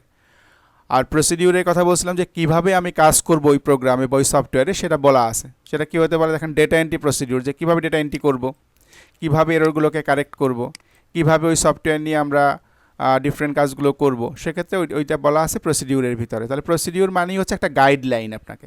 সেটা হতে পারে একটা বই আকারে থাকতে পারে, যে একটা সফটওয়্যার যখন তৈরি করে কোনো একটা অর্গানাইজেশন, সাথে একটা আপনাকে ম্যানুয়াল দেয়, যেই ম্যানুয়ালে বলা আছে এই সফটওয়্যারের কাজটা কীভাবে করতে হবে। একটু যদি চিন্তা করেন, আপনারা যখন মোবাইল কিনেন, প্রত্যেকে নিউ মোবাইল যখন আমরা কিনি, সাথে একটা ম্যানুয়াল বই দেওয়া থাকে না? ওটা কি পড়ছেন কেউ কখনো? অথবা যে কোনো ডিভাইস কিনেন, ইলেকট্রনিক যে কোনো ডিভাইস কিনেন, সাথে একটা বই দেওয়া থাকে না, ইউজার ম্যানুয়াল? হ্যাঁ, ওটাই হচ্ছে প্রসিডিউর। ওখানে বলা আছে এই ডিভাইসটা কীভাবে আমরা হ্যান্ডেল করব, কীভাবে এটাকে ইউজ করব, ওইখানে কিন্তু প্রত্যেকটা বলা আছে। যদি কেউ মোবাইলের ওই বইটা পড়েন, যে মোবাইলের ম্যানুয়ালটা দেখবেন, ওখানে কীভাবে কল করা যায়, কীভাবে SMS করা যায়, সব কিছু বলা আছে। যদিও আমরা এটা কেউ পড়ি না, তারপর ওখানে সব ইনফরমেশন বলা আছে, যে কীভাবে আপনার মোবাইল সেট থেকে SMS পাঠাবেন, কীভাবে এমনকি সিম কীভাবে ইনসার্ট করবেন, এটাও হয়তো বলা আছে। তাহলে পুরো ডিভাইসটাকে কীভাবে আপনি অপারেট করবেন, সমস্ত ইনফরমেশন প্রসিডিউরে বলা থাকে। তাহলে দ্যাট ইজ এ গাইডলাইন, যে কীভাবে আমরা ইউজ করে এটাকে হ্যান্ডেল করতে পারি, ওই জিনিসগুলো ওই প্রসিডিউরে বলা থাকে। তাই এই জন্য এটা ইম্পর্টেন্ট, যেখানে যেহেতু ইনফরমেশনগুলো আমাদের দেওয়া থাকে, আমরা যাতে অ্যাজ এ নিউ ইউজার এটাকে ইউজ করতে পারি খুব ইজিলি। আর নেক্সট যেটা টার্ম ছিল ডেটা রিসোর্সেস। এখানে আমরা ডেটা রিসোর্সেস বলতে বোঝাচ্ছি যে ডেটাগুলো কী হবে, যে একটা অর্গানাইজেশনের রেসপেক্টে কী কী ডেটা হতে পারে। তাহলে বলা ইট ইনক্লুড প্রোডাক্ট ডিসক্রিপশন। তাহলে আমি যদি একটা প্রোডাক্ট নিয়ে কথা বলি, সাপোজ আমাদের শপিং সেন্টারগুলো কী হয়, যেখানে অনেক প্রোডাক্ট কেনা বেচা হয়। তাহলে আমি হয়তো অ্যাগোরা থেকে কিছু প্রোডাক্ট কিনতেছি। যখন আমি ওই প্রোডাক্টটা নিয়ে কাউন্টারে আসলাম, কাউন্টারে কী করে, প্রথমে ওটাকে স্ক্যান করে না প্রোডাক্টটাকে, ওখানে বারকোড থাকে একটা প্রোডাক্টের গায়ে। বারকোড থেকে সেই ইনফরমেশনগুলো ওখান থেকে নিয়ে নিচ্ছে, যে এই প্রোডাক্টটা কত প্রাইস, এটার মানে আপনার কোনো ডিসকাউন্ট আছে কিনা এটার সাথে, এর ডিফারেন্ট ইনফরমেশনগুলো সেখান থেকে কালেক্ট করতেছে। এটার এক্সপায়ার ডেট আছে কিনা বা ডিফারেন্ট কিছু এখানে সেখানে নিয়েছে। তার মানে কী হতে পারে, প্রোডাক্টের ডেসক্রিপশন হতে পারে, এটা একটা ডেটা রিসোর্সেস। কাস্টমারদের রেকর্ড, আমাদের কি আবার আমাদের কিছু মেম্বারশিপ দেয়, তাই না? ওরা বিভিন্ন অর্গানাইজেশনগুলো কাস্টমারদের কিছু মেম্বারশিপ দেয়, যে আপনি যদি নেক্সট টাইম আসেন, সেক্ষেত্রে হয়তো আপনাকে 1% বা 2% আপনাকে দেওয়া হবে। হ্যাঁ, তাহলে এইগুলোর জন্য কি মেম্বারশিপ রেকর্ড রাখে। একইভাবে ইনভেন্টরি ডেটাবেজ, যে কী পরিমাণ তার স্টকে কী পরিমাণ প্রোডাক্ট আছে, কোন প্রোডাক্টটা কতটুকু আছে, সেগুলোও কিন্তু তার ডেটাবেজে আছে, যে আমার এই প্রোডাক্টটা স্টকে কতটুকু আছে। যে স্টক যদি আমাদের কম থাকে, সেক্ষেত্রে আমাকে আবার রিঅর্ডার করতে হয়। তাহলে এই সবগুলো ম্যানেজ করাকে আমরা data resources, data information manage করাকে ডেটা রিসোর্সেস বলতেছি। এরপরটা হচ্ছে নেটওয়ার্ক রিসোর্স, যার কাজ ছিল যে কীভাবে আমরা আসলে এই সিস্টেমটাকে কানেক্ট করব। কেননা হয়তো পারে কি আমার একটা অর্গানাইজেশন যেখানে অনেকগুলো আউটলেট আছে। সাপোজ অ্যাগোরার কথা চিন্তা করেন, অ্যাগোরার অনেকগুলো আউটলেট আছে বিভিন্ন লোকেশনে। এখন অ্যাগোরা যদি নেটওয়ার্ক না থাকে, তার মানে কী হবে না, একটা অর্গানাইজেশন থেকে একটা থেকে আরেকটার সাথে কানেক্ট হতে পারবে না। তাহলে আমি যদি এই ব্রাঞ্চের এখানে যদি আমি অ্যাগোরার মেম্বারশিপ নেই, সেক্ষেত্রে কিন্তু আমি এখানে গেলেও কিন্তু ওই মেম্বারশিপ নাম্বার ইউজ করে ওখান থেকে ডিসকাউন্ট নিতে পারবো। ব্যাংকের কথা চিন্তা করেন, ব্যাংকের অনেকগুলো ব্রাঞ্চ থাকে না, সারা দেশে তো অনেকগুলো ব্রাঞ্চ আছে। এখন প্রত্যেকটা ব্যাংকের সাথে কিন্তু কানেক্টেড। আমার যদি ঢাকা ব্রাঞ্চে একটা পার্টিকুলার ব্যাংকে অ্যাকাউন্ট থাকে, আমি কিন্তু রাজশাহীতে গেলে ওই পার্টিকুলার ব্রাঞ্চ বা ওই পার্টিকুলার ব্যাংক থেকে কি টাকা তুলতে পারবো কিনা? পারবো না? জি স্যার। অবশ্যই পারবো, তাই না? তাহলে সেক্ষেত্রে কী হচ্ছে, অবশ্যই এদের ভিতরে একটা কানেকশন থাকতে হবে। তাহলে কানেকশন করার জন্য আমাকে নেটওয়ার্ক লাগবে। তাহলে আমরা নেটওয়ার্কিংয়ে যে ডিভাইসগুলো নিয়ে কথা বলেছিলাম নেটওয়ার্ক লেকচারে, যে আমাকে ইন্টারনেট ইউজ করতে হবে অথবা different type of network use করে আমরা এটাকে কানেক্ট করতে হবে। তাহলে সেটাই নেটওয়ার্ক রিসোর্সের ভিতরে বলা আছে, যে আমাকে কী করতে হবে, কমিউনিকেশন মিডিয়া, সেটা ওয়্যারলেস মিডিয়া হতে পারে, যেমন আমরা মোবাইল নেটওয়ার্কের মাধ্যমে কিন্তু কানেক্ট করতে পারি, অথবা কী হয়তো ওয়্যার বেস মিডিয়া হতে পারে, যে ক্যাবেল দিয়ে আমরা কানেক্ট হতে পারি। যখন আমাদের ডিস্টেন্সটা কম থাকে তখন হয়তো ক্যাবেল দিয়ে কানেক্ট করি, যখন ডিস্টেন্স বেশি থাকে সেক্ষেত্রে ওয়্যারলেস মিডিয়া ইউজ করি। আমরা একটু রাফলি বলতে চাই যে একটা সিস্টেমের ভিতরে আসলে কী কাজ হবে। ডেটা ইনপুট নেবে, ওটাকে প্রসেস করবে এবং আউটপুট আমাকে প্রডিউস করবে, এবং সে চাইলে ওটাকে স্টোর করতে পারি আমরা স্টোরেজ ফাংশন ইউজ করে। এবং সিস্টেমে যদি কোনো রকম ফল্ট থাকে, সেক্ষেত্রে ওটাকে আমরা কন্ট্রোলও করতে পারবো। এবং এই সিস্টেমটাকে সাপোর্ট দেওয়ার জন্য আমাকে 5টা কম্পোনেন্ট লাগবে। আমাদের আউটসাইডে যে কম্পোনেন্টগুলো বলা ছিল, আমাকে কী লাগবে, পিপল রিসোর্স লাগবে যারা এই সিস্টেমটাকে হয়তো রান করবে।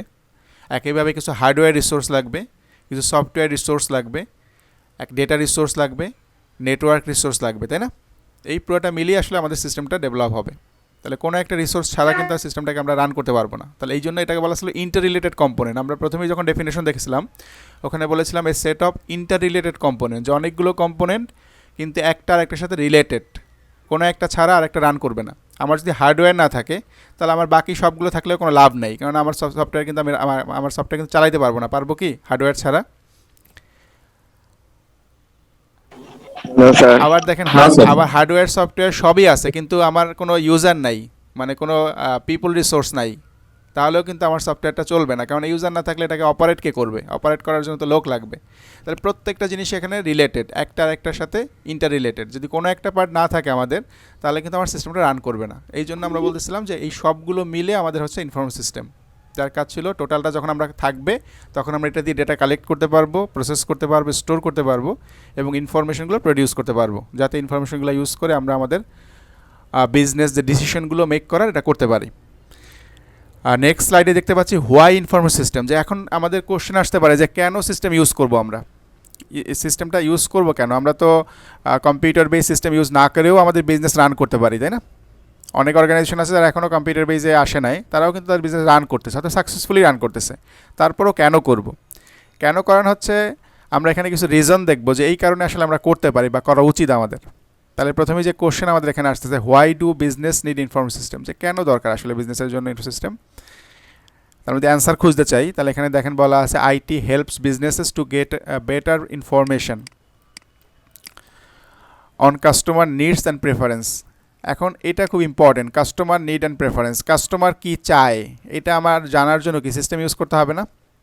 কাস্টমার কী চাচ্ছে। জি স্যার।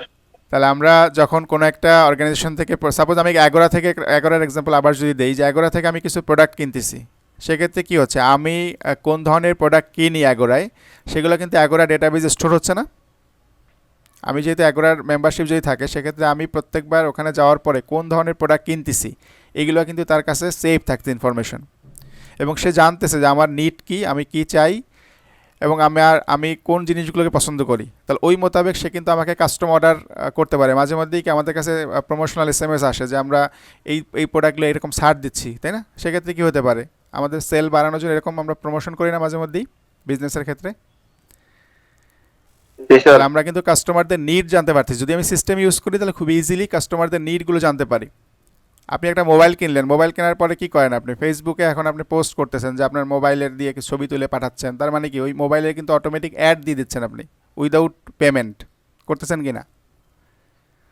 আপনাকে কিন্তু ওই মোবাইল কোম্পানি এর জন্য কোনো পে করে নাই, কিন্তু আপনি আপনার নিজের থেকেই ওইটার জন্য অ্যাড দিচ্ছেন যে আপনার মোবাইলের ফিচার এগুলো, এই ছবির কোয়ালিটি এরকম। দেখে কি হচ্ছে, আপনার ফ্রেন্ড বা আপনার যারা ফলোয়ার ওরা কী করতেছে, ওই মোবাইল কিনতেছে এরপরে। তাহলে এর মাধ্যমে কী হচ্ছে, ওই অর্গানাইজেশন কিন্তু সে বেনিফিটেড হচ্ছে। তাহলে আমরাই কিন্তু ইচ্ছায় তাকে কী করতেছি, তাকে বেনিফিটেড করে দিচ্ছি। তাহলে এই যে সিস্টেম ইউজ করার ফলে এটা সম্ভব আসলে। এটা কিন্তু ম্যানুয়ালি যদি হতো, যে কম্পিউটার বেস সিস্টেম না থাকতো, কোথাও ফেসবুক বা এই ধরনের কিছু না থাকতো, সেক্ষেত্রে কিন্তু এতটা প্রচার বা এতটা আমাদের প্রোডাক্টের মানে ইনফরমেশনগুলো ডিস্ট্রিবিউট করা এত ইজি ছিল না, তাই না? এখন কিন্তু অনেকেই এই কাজটা করতেছে। ফেসবুক ইউজ করে অনেক বিজনেস করেন না অনেকে, অনলাইন বিজনেসগুলো আপনাদের মধ্যে কেউ করেন কি এরকম অনলাইন বিজনেস? কোনো ফেসবুক শপ ওপেন করে ওখানে বিভিন্ন প্রোডাক্ট সেল করা যেতে পারে, কিন্তু করেন কেউ আপনাদের মধ্যে? কে বিজনেস আছে? না স্যার। আচ্ছা আচ্ছা, আপনাদের যদি এই সিজনে কিন্তু অনেকে বিজনেস করতেছে, তাই না? অনলাইনে কী ধরনের বিজনেস হতে পারে এই সিজনে বলেন তো? সিজনাল বিজনেস কী হতে পারে অনলাইনে? ফেসবুকে কোন ধরনের প্রোডাক্টের অ্যাড দেখেন বলেন তো এখন এই সিজনে? শীতের ক্ষেত্রে, শীতের সিজনে জ্যাকেট সোয়েটার এগুলা স্যার। জ্যাকেট সোয়েটার হতে পারে, অথবা যে খাবারের চিন্তা করেন, শীতের স্পেশাল কিছু খাবার আমরা খাই, তাই তো? এখানে পিঠা খাওয়ার জন্য আমাদের গুড় বা এই ধরনের ম্যাটেরিয়ালস লাগে। তো এগুলো কিন্তু হিউজ পরিমাণ বিজনেস হচ্ছে এখানে, বলেন? স্যার রশি বিক্রি করে তো অনলাইনে। হ্যাঁ হ্যাঁ হ্যাঁ মধু। হ্যাঁ, তোমার সব কিছুই বিক্রি করা যায়। তার মানে যেগুলো আমরা ফিজিক্যালি বিক্রি করতে পারি সবগুলো এখন অনলাইনে করতে পারি। অনলাইনে করলে কি হচ্ছে, কাস্টমারটা আমার কিন্তু এখানে লার্জ, তাই না? কাস্টমারটা কিন্তু আমি অনেক বড় একটা গ্রুপ অফ কাস্টমারকে এখানে ফোকাস করতে পারতেছি। আপনি চাইলে টার্গেটেড কাস্টমার ইউজ করতে পারেন, আপনি হয়তো শুধু ঢাকা সিটিতে সেল করবেন সেটাও করতে পারেন, টার্গেটেড করা যেতে পারে, অথবা আপনি চাইলে পুরা কান্ট্রিতেও আপনি চাইলে আপনার বিজনেসটাকে করতে এস্টাবলিশ করতে পারেন। তাহলে এই জিনিসগুলো কিন্তু আমাদের খেয়াল করতে হবে যে আমরা যদি এইভাবে বিজনেস চিন্তা করি যে বিজনেসটা শুধুমাত্র এরকম না যে আমাকে ফিজিক্যাল লোকেশনে বসেই বিজনেস করতে হবে, আমার কিচ্ছুই নাই, আমার কোনো দোকান নাই, আমার কোনো প্রোডাক্ট নাই, কিচ্ছু নাই, কিন্তু আমি আমার ফেসবুকে আমি বিজনেস করতেছি। কীভাবে করতেছি? কাস্টমার অর্ডার করতেছে, আমি হয়তো অন্য জায়গা থেকে কালেক্ট করে প্রোডাক্টটা তাকে ডেলিভারি করতেছি এবং মাঝখান থেকে আমি হয়তো কিছু পেমেন্ট নিয়ে নিচ্ছি। হতে পারে না? এরকমটাই হচ্ছে কিন্তু ম্যাক্সিমাম ক্ষেত্রে, যে আমার কিন্তু আমি হয়তো ফিজিক্যালি ওই প্রোডাক্ট তৈরিও করি না বা আমার কাছে ওটা স্টোরেজও নাই, যখন অর্ডার করবে তখন আমি কালেক্ট করব, কালেক্ট করে জাস্ট ওই ঠিকানায় পাঠাই দিব। মাঝখান থেকে আমি হয়তো আমি যে দামে পারচেস করলাম আমি তো তার চেয়ে একটু বেশি দামে বিক্রি করবো, অবশ্যই স্বাভাবিক, যেহেতু আমি বিজনেস করতেছি। তাহলে সিস্টেম ইউজ করে আমরা ইউজারদের কাস্টমার বা ইউজারদের নিড জানতে পারি, যারা ইনকাম লেভেল কীরকম, তারা কোন ধরনের প্রোডাক্ট পছন্দ করে, তার লাইফস্টাইল কেমন, এই সবগুলো কিন্তু আমরা ফেসবুক থেকে পাচ্ছি। লাইফস্টাইল জানতে পারি, তার ইনকাম লেভেল জানতে পারি, তার লেভেল অফ স্যাটিসফ্যাকশন, কোনো একটা প্রোডাক্ট কেনার পরে তার স্যাটিসফ্যাকশন লেভেল কীরকম, এই সবগুলো আমরা জানতে পারি। ফলে কী হচ্ছে, এইগুলোকে অ্যানালাইসিস করে আমরা নিউ প্রোডাক্টের আইডিয়া জেনারেট করতে পারি যে আমি কোন ধরনের প্রোডাক্ট বাজারে ছাড়লে যদি কাস্টমাররা বেশি এটার প্রতি আকৃষ্ট হবে, তাহলে কাস্টমারের উপর বেস করে আমরা প্রোডাক্ট ডিজাইন করতে পারি। এটা একটা বেনিফিট আমরা বলতে পারি। এখন এখানে আরও কিছু বেনিফিটের কথা বলা আছে, যে এই বেনিফিটগুলো আমরা অ্যাচিভ যদি করতে চাই তাহলে অবশ্যই আমাকে কম্পিউটার বেস সিস্টেম ইউজ করতে হবে। প্রথম বেনিফিটটা বলা দেখেন, মিটিং দ্য গ্লোবাল চ্যালেঞ্জ। এখন সারা পৃথিবীতেই কী হচ্ছে, অনলাইন বিজনেসের একটা খুব জোয়ার চলতেছে, চিন্তা করতে পারেন, তাই না? সবাই অনলাইনে চলে আসতেছে, ম্যাক্সিমাম বিজনেস এখন অনলাইনে চলে আসছে। একটা সময় ছিল ব্যাংক, যখন আমরা প্রথম দিকে ব্যাংক ইউজ করতাম তখন আমাকে হয়তো সরকারি কিছু ব্যাংক ছিল শুধুমাত্র, এবং ওখানে সার্ভিস নেওয়ার জন্য আমাকে অনেকটা সময় লাগতো। এখন দেখেন প্রাইভেট ব্যাংক যেগুলো আছে, ইভেন সরকারি ব্যাংকগুলো এখন কি অনলাইনে চলে আসছে না? অনলাইন ট্রানজ্যাকশন করে এগুলো।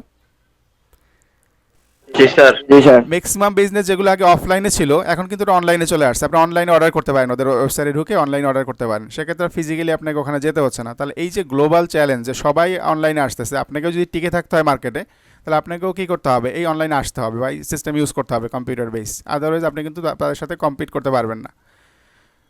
তাহলে প্রথমেই বলা আছে যে আমি যদি গ্লোবাল চ্যালেঞ্জ অ্যাকসেপ্ট করতে চাই সেক্ষেত্রে আমাকে সিস্টেম ইউজ করতে হবে। সেকেন্ড বলা আছে capturing opportunity in the market place. Market প্লেসের যে অপরচুনিটি আছে সেটা আমাকে যদি ক্যাপচার করতে চাই, মার্কেট প্লেসের যে বেনিফিটগুলো আছে এটা যদি আমি চাই, তাহলে আমাকে এটা করতে হবে। কারণ এখানে আমি যদি আমার প্রোডাক্ট ইনফরমেশন এখানে দেই, সেক্ষেত্রে কী হচ্ছে, ডিফারেন্ট জায়গা থেকে আসলে ইউজাররা আমার প্রোডাক্ট সম্পর্কে জানতে পারতেছে, যেটা হয়তো লোকাল বিজনেসের ক্ষেত্রে কখনোই পসিবল না। সাপোজ আমার একটা পার্টিকুলার লোকেশনে একটা দোকান আছে, এই দোকান সম্পর্কে কয়জন জানবে? যারা এর আশেপাশে থাকে তারা জানবে হয়তো, যেখানে একটা দোকান আছে যেখানে এই ধরনের প্রোডাক্ট বিক্রি করে। এখন এটা তো অনলাইনে আমি কোথাও প্রমোট করি, সেক্ষেত্রে কী হবে, আমার হিউজ রেঞ্জের কাস্টমার আমরা পাবো। ফলে কী হবে, আমার সেল অবশ্যই বাড়বে যদি আমি সেভাবে প্রমোট করতে পারি। থার্ড পয়েন্ট আছে সাপোর্টিং কর্পোরেট স্ট্র্যাটেজি, যে আমাদের বিজনেসে একটা কর্পোরেট স্ট্র্যাটেজি থাকে, যার প্ল্যান থাকে যে আমরা আসলে কোথায় যেতে চাই। আমার বিজনেসটা আমি স্টার্ট করলাম আজকে, আমি আফটার 5 ইয়ার্স কোথায় যেতে চাই, আমি হয়তো তখন 2টা বিজনেস ওপেন করব, এই ধরনের বিজনেস করব, অথবা আফটার 10 ইয়ার্স আমি হয়তো এই প্রোডাক্টের বিজনেস করব।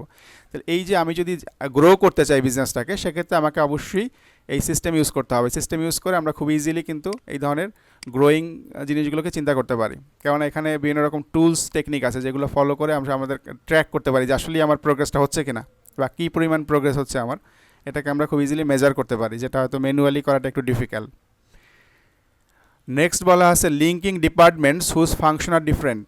একটা অর্গানাইজেশনে অনেকগুলো ডিপার্টমেন্ট থাকে, মার্কেটিং ডিপার্টমেন্ট, প্রোডাক্ট প্রডিউস করা ডিপার্টমেন্ট, এখানে হতে পারে ফাইন্যান্স ডিপার্টমেন্ট। এখন প্রত্যেকটা ডিপার্টমেন্টের ভিতরে কি আমরা নেটওয়ার্কের মাধ্যমে কানেক্ট করতে পারি, যে আমি যখন একটা প্রোডাক্টের মার্কেটিং করবো, এটা আমার মার্কেটিং ডিপার্টমেন্ট, যখন মার্কেটিং ডিপার্টমেন্ট একটা প্রোডাক্ট মার্কেটিং করবে, তাকে কিন্তু অনেক ইনফরমেশন জানতে হবে, যে আমার প্রোডাক্টটা কবে বাজারে আসবে, প্রোডাক্টটা বাজারে কবে আসবে, আমাকে জানতে হবে যে এই প্রোডাক্ট তৈরি করতে গেলে কত টাকা খরচ হয়েছে, তার মানে এই খরচের উপর বেস করে কত টাকা লাভ রাখলে আমার প্রোডাক্টটা আমি মার্কেটিং করব, কোন দামে ছাড়বো আমি।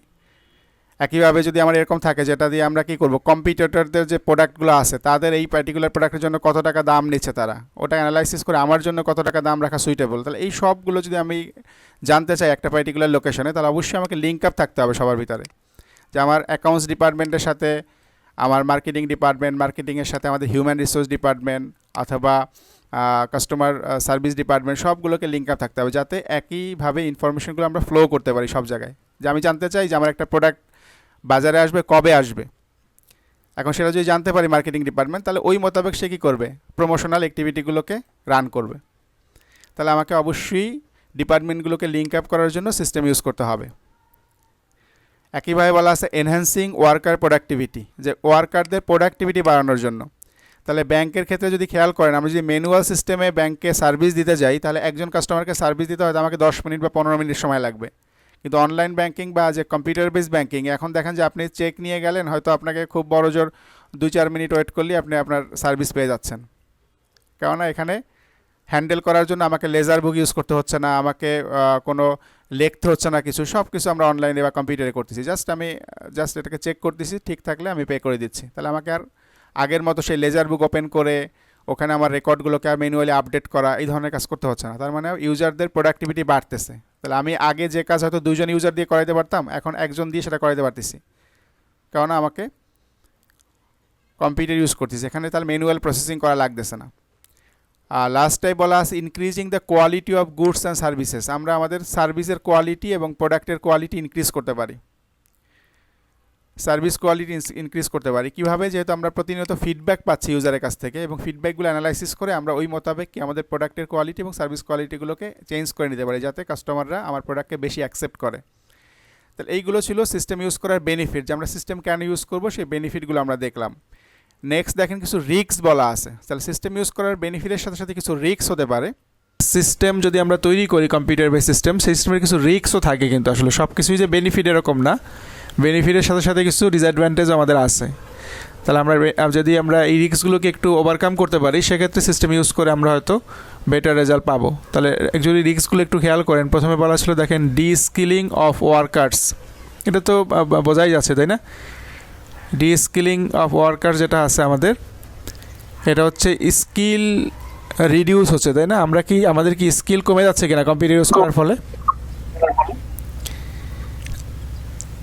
বলেন তো, কম্পিউটার ইউজ করলে কি আপনার স্কিল কমতেছে না বাড়তেছে?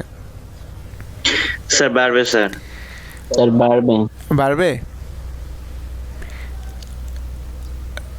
তারপর চিন্তা করেন, আমরা যখন ছোটোবেলায় ছিল, তখন কি আমরা যে কোনো ম্যাথ যখন করতাম, তখন কি আমাকে খাতা কলমে করতে হতো না, যোগ বিয়োগ গুণ ভাগ যাই করতাম, তাহলে কমবে স্যার। এবং একটা সময় পরে এসে যখন ক্যালকুলেটর ইউজ করা শুরু করলাম, তখন দেখা যাচ্ছে আমাদের আর ওই কীভাবে করতে হয় এইগুলো মাথায়ও নাই অনেক কিছু, তাই না। আপনাকে হঠাৎ করে একটা কিছু বলা হয় যে এটা পার্সেন্টেজ বের করেন, দেখবেন যে পার্সেন্টেজ কীভাবে বের করে সেটা ভুলে গেছেন। কেন? যেহেতু আপনার প্র্যাকটিস নেই, আপনি তো এখন ক্যালকুলেটর দিয়ে পার্সেন্টেজ বের করেন। তাহলে আমরা যে অরিজিনাল যে নলেজ ছিল আমাদের, যেটা আমরা হয়তো করতাম আগে ইউজ করে, হয়তো আপনি অনেক ম্যাথই শিখে আসছেন ইন্টারমিডিয়েট লেভেলে অথবা এসএসসি লেভেলে, দেখা যাচ্ছে এইগুলো হয়তো যখন আপনি সামনের দিকে জব লেভেলে যাবেন, তখন এগুলো আপনার মনে থাকবে না, কারণ আপনি তো এগুলো প্র্যাকটিস করতেছেন না, আপনি তো কম্পিউটার ইউজ করে কাজ করতেছেন। আমরা অনেক সময় কি টাইপিং করার সময় যখন মাইক্রোসফট ওয়ার্ড ইউজ করি, আমরা কি স্পেলিংয়ের দিকে খেয়াল করি খুব বেশি? না স্যার। কারণ আপনার ভুল হলে তো সমস্যা নাই, আপনি কি করতে পারেন, স্পেল চেকার সফটওয়্যার ইউজ করে এটাকে কারেক্ট করতে পারেন, অথবা দেখেন নিচের দিকে লাল দাগ আসে, আপনি রাইট ক্লিক করে এটাকে মডিফাই করতে পারেন। কিন্তু যখন নিজে একটা এসে লেখেন কাগজে, তখন কিন্তু আপনার খেয়াল করতে হয় যে বানানটা ঠিক আছে কিনা। তাহলে আমরা কম্পিউটার যখন ইউজ করি, তখন কিন্তু আমাদের স্কিলটা কিন্তু আমরা আস্তে আস্তে কিন্তু কমে যাচ্ছে, কারণ আমাদের অরিজিনাল যে ক্রিয়েটিভিটি এটা আমরা ইউজ করি না, কারণ কম্পিউটারের উপর ডিপেন্ডেন্ট হয়ে গেছে আমরা পুরোপুরি, যে কম্পিউটার আমাকে হেল্প করবে এই রেসপেক্টে। সেক্ষেত্রে আমাকে নিজে থেকে এত কিছু চিন্তা করা দরকার নেই, আমরা সফটওয়্যারে ক্লিক করব, সে যোগ বিয়োগ সব করে দেবে। তাহলে এটা একটা প্রবলেম, যে আমরা একটা সময় কী হচ্ছে যে আমাদের যে স্কিল ছিল এটা আমরা হারাই ফেলছি আস্তে আস্তে, চিন্তা করতে পারেন। একইভাবে সেকেন্ড পয়েন্ট বলা আছে ইনফরমেশন ওভারলোড। ইনফরমেশন ওভারলোড একটা সময় ছিল আমাদের, যে আমরা যখন অ্যাসাইনমেন্ট করতাম, তখন হয়তো আমাদের লাইব্রেরি ছিল তাই না, ইউনিভার্সিটি লাইব্রেরি থাকে না, আপনাদেরও তো আছে ইউনিভার্সিটি লাইব্রেরি। তাহলে আপনি কী করতেন, লাইব্রেরিতে যে বই দেখতেন, বই পড়ে ওখান থেকে হয়তো অ্যাসাইনমেন্টের জন্য আপনার কোন অংশটুকু নেবেন ওটা চুজ করতেন। লাইব্রেরিতে আপনার একটা টপিকের উপর বা একটা সাবজেক্টের উপর কতগুলো বই থাকে ম্যাক্সিমাম? একই সাবজেক্টের উপর ম্যাক্সিমাম কয়টা বই থাকে? 8-10টায় থাকুক, এর বেশি তো না, তাই না? জি স্যার। ফলে কী হচ্ছে, আপনি চাইলে ওই 8-10টা বই দেখে ওখান থেকে আপনার ইনফরমেশনগুলো বের করে নিয়ে আসতে পারতেন। কিন্তু এখন যদি আপনি গুগল করেন কোনো একটা ইনফরমেশন সার্চ করার জন্য, তাহলে সেক্ষেত্রে কী পরিমাণে ইনফরমেশন পাওয়া যায়? স্যার হিউজ পরিমাণ। গুগলে যখন আমরা সার্চ করতেছি, এখন দেখা যাচ্ছে আমি একটা ইনফরমেশন লিখতেছি, একটা কিওয়ার্ড লিখতেছি, ওই রেসপেক্টে সে কয়েক লাখ আমাকে ইনফরমেশনের লিঙ্ক চলে আসতেছে। এখন আমার পক্ষে কি অ্যাজ এ হিউম্যান সম্ভব প্রত্যেকটা লিঙ্ক খুঁজে খুঁজে ইনফরমেশনগুলোকে এক্সট্র্যাক্ট করা এবং ওখান থেকে কোন ইনফরমেশন আমার জন্য ইম্পর্টেন্ট এটাকে আইডেন্টিফাই করা? না, পসিবল তাই না? আমরা হয়তো প্রথম পেজ যখন দেখি আমরা কি করি, প্রথম পেজ থেকে কয়েকটা লিঙ্ক ক্লিক করি এবং ওখান থেকে হয়তো ইনফরমেশনগুলো বোঝার চেষ্টা করি। তার মানে এত পরিমাণ ইনফরমেশন অ্যাভেলেবেল অনলাইনে বা কম্পিউটার বেস সিস্টেমে যে আসলে কোন ইনফরমেশনটা আপনার জন্য অ্যাপ্রোপ্রিয়েট এইটা ফাইন্ড আউট করাটা ডিফিকাল্ট হয়ে যাচ্ছে এখন, কারণ ইনফরমেশন এত বেশি অ্যাভেলেবেল। আগে ইনফরমেশন কম ছিল তাই না? আগে ছিল সাপোজ আমাকে হয়তো লাইব্রেরি থেকে কয়েকটা বই ছিল, ওই বই থেকেই আমার ইনফরমেশন আমাকে কালেক্ট করতে হবে, অথবা ফ্রেন্ডদের সাথে ডিসকাশন করে অথবা টিচারের সাথে কথা বলে এখান থেকে ইনফরমেশন কালেক্ট করতে হবে। এখন অনলাইনে আমরা কী করি, গুগলে যাই, গুগল থেকে কালেক্ট করার চেষ্টা করি। কিন্তু গুগলে ইনফরমেশন আসছে অনেক, ঠিকই আছে, কিন্তু কোনটা আমার জন্য অ্যাপ্রোপ্রিয়েট বা কোনটা আমি ইউজ করতে পারি ওইটা কিন্তু আমাকে আইডেন্টিফাই করতে হবে প্রথমে, দেন আমি এটা ইউজ করতে পারবো। আদারওয়াইজ আমি যদি একটা লিঙ্কে ঢুকি দেখা যাবে যে ইনফরমেশনটা আমার জন্য রিলেভেন্ট না, আমি যে কোশ্চেনে অ্যান্সার করতেছি ওটা আসলে ওইটার অ্যান্সার ওটা না। তাহলে একই জিনিস কি ডিফারেন্টভাবে ডিফারেন্ট জন উপস্থাপন করে না? কারণ আমার সাথে কোনটা অ্যাপ্রোপ্রিয়েট সেটা আমাকে খুঁজে বের করতে হবে। তাহলে এটা একটা প্রবলেম, যেহেতু ইনফরমেশন অনেক বেশি অ্যাভেলেবেল অনলাইনে। একইভাবে থার্ড পয়েন্ট যদি খেয়াল করি আমরা, এমপ্লয়ি মিসট্রাস্ট, যে আসলে আমরা বিলিভ করি না এখন কাউকে, না এই সিচুয়েশনে বা এই এইজে এসে আমরা কিন্তু ইনফরমেশনের যুগে যেহেতু আমরা আছি, আমরা কিন্তু আসলে বিলিভ করি না অনেককেই। আমরা বিভিন্ন অর্গানাইজেশনে দেখি এখন কি আমাদের সিসি ক্যামেরা বা এই ধরনের সিকিউরিটি ডিভাইসগুলো থাকে তাই না? আগে কি এরকম ছিল? না স্যার। তাহলে এগুলো থাকার ফলে কি আমাদের ক্রাইম কমে গেছে এরকম বলতে পারেন? আমাদের কি এই যে এগুলো থাকার পরেও কি ক্রাইম কমতেছে না আগের চেয়ে বাড়তেছে বলেন তো? তার মানে আমরা কিন্তু কন্ট্রোল করতে পারতেছি না, তারপরও কি হচ্ছে আমরা আসলে এইগুলো ইউজ করতেছি, টেকনোলজি ইউজ করে করে আমরা চেষ্টা করতেছি আসলে এভাবে করার জন্য। তার মানে কি আমরা আসলে এখানে সবসময় কি সব কিছুকেই মনিটর করতে চাই। এখন সব কিছু কিন্তু সবসময় মনিটর করা ঠিকও না, অথবা করলে অ্যাপ্রোপ্রিয়েট ইনফরমেশনও পাওয়া যাবে না। কারণ আপনি যদি চিন্তা করেন যে আপনি যেখানে কাজ করতেছেন আপনার ওয়ার্ক প্লেস, ওখানে যদি ক্যামেরা থাকে লাগানো, তাহলে আপনি যখন কথা বলবেন বা যে অ্যাক্টিভিটিগুলো আপনি ওখানে করবেন অবশ্যই আপনার মাথায় থাকবে যে এখানে ক্যামেরা আছে তাই না? জি স্যার। তাহলে আপনি অবশ্যই চিন্তা করবেন যে আমি কাজটা এমনভাবে করতে হবে যাতে ওই ক্যামেরার রেঞ্জে আমি না থাকি, তাই তো? তাহলে আমাকে ওইভাবে প্ল্যান করে হাতে কাজ করতে হয়, যারা কাজ করে তো ওই প্ল্যান করে কাজ করে যে আসলে আমাকে ওই রেঞ্জের বাইরে যেয়ে কাজ করতে হবে। তার মানে সে যে ক্যামেরা দিয়ে আমাকে কন্ট্রোল করতে পারবে এটা কিন্তু আসলে এরকম না সবসময় ক্ষেত্রে। তাহলে এখানে আসলে আমাদের বিলিভ যেটা আসলে মোরাল যে বিলিভ এটা আসলে এখানে কমে যাচ্ছে টেকনোলজির ফলে আমরা প্রযুক্তি নির্ভর হয়ে যাচ্ছি সবসময় চিন্তা করছি যে আমি আসলে টেকনোলজি দিয়ে সব কিছু ট্যাকেল করবো, এটা সবসময় পসিবল নাও হতে পারে। একইভাবে আরও কিছু বেশ পয়েন্ট দেওয়া আছে, আমরা যদি একটু খেয়াল করি পয়েন্টগুলোকে। একইভাবে দেখেন বলে ইনক্রিজ কম্পিটিটিভ প্রেশার, তাহলে এখানে আমাদের কম্পিটিশন বাড়তেছে, যেহেতু different organization different technology use করে অনেক বেশি ভালো করতেছে তাই না? কোনো ব্যাংক আছে তাদের কি হচ্ছে প্রত্যেকটা এলাকায় এটিএম বুথ আছে না এরকম? ডাচ বাংলা ব্যাংক চিন্তা করেন, প্রত্যেকটা লোকেশনেই তাদের বুথ আছে, এবং অনেকগুলো নতুন ব্যাংক যারা আছে তারা তো তাদের সাথে কম্পিট করতে পারতেছে না, কারণ তারা এখন ওই পরিমাণ তাদের ইনভেস্ট করার ক্যাপাবিলিটি নেই যে তারা প্রত্যেক এলাকায়, এমনকি প্রত্যেক জেলা সদরেও তারা দিতে পারতেছে না ব্রাঞ্চগুলো বা আমাদের যে এটিএম বুথগুলো।